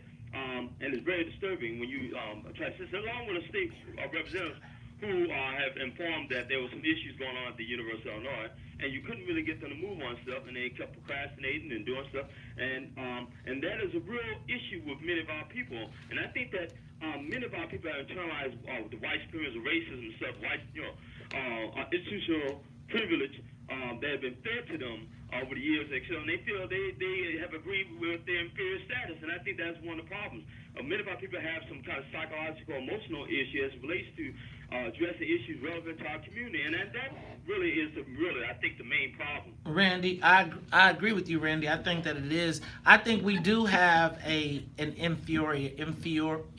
inferiority complex in times, and I'm going to tell you that one of the things that I think happens is, you know how you be in a room and you don't want to say nothing that's going to get you, like, I feel like we can always have people that can snap off and can check you, right, and be like, you better not, and will curse you out and will let you know that they will let you have it. But when it comes to those sage negotiations and sitting across the table and being like, no, we understand that this and this equals this. We want, and not have, where it doesn't have to be a snap, where it doesn't have to be a fight. Like, I think we ready to roll up our sleeves and curse people out, but when it's time to just sit down at the table and negotiate, who's there? Right. And again, at the beginning, at the inception, not to advocate, but who is in cutting the pie? See, I don't get impressed by advocacy. That's part of the theater that gets you to the money. Now, when I think about the advocacy, I think about who's paying for the advocates to get where they're going. Because the person that's paying for the advocates to get where they're going is probably the person that's going to make the money. Mm-hmm. So understanding the roles of everybody, I say like Jay-Z say, you can't sell me BS because I know the prices. We know how this system works. And if you're new to it, don't get tripped when the old folks that know the game ain't going for the game. You may not know you playing the game. You may not know you're a pawn in the game. But when the game is being played, if you ain't talking to the check cutter, then you probably not a player. You being played. Patrick, you got the last call. Actually, no, you don't, because I don't have no time left. So let me say this. We'll continue this conversation and some more tomorrow. We got a short day. So for Annette Flournoy in the newsroom, for Titus on the wheels of steel, for Sonia Tompkins, she is my super producer, and for my man Todd Stroger, we are coming in for a landing. And if they don't like it, you can still tell them. May said, we out of here. Peace. Yeah, Tony Bass said, I think you mentioned this earlier too, we ought to ask Melody about going down to Springfield for that last week. What do you think? I think it's a great idea. Who's going to fund it? That's good. Right? So tell Tony Bass, with his great idea, to go talk to some of his brilliant clients and fund us coming down to Springfield. Right? I will do that. See, but my thing is Tony should have the clients to do. That should be 3 buses to Springfield. Like if you talking to a power lobbyist, guess what they're going to say? Man, I got that.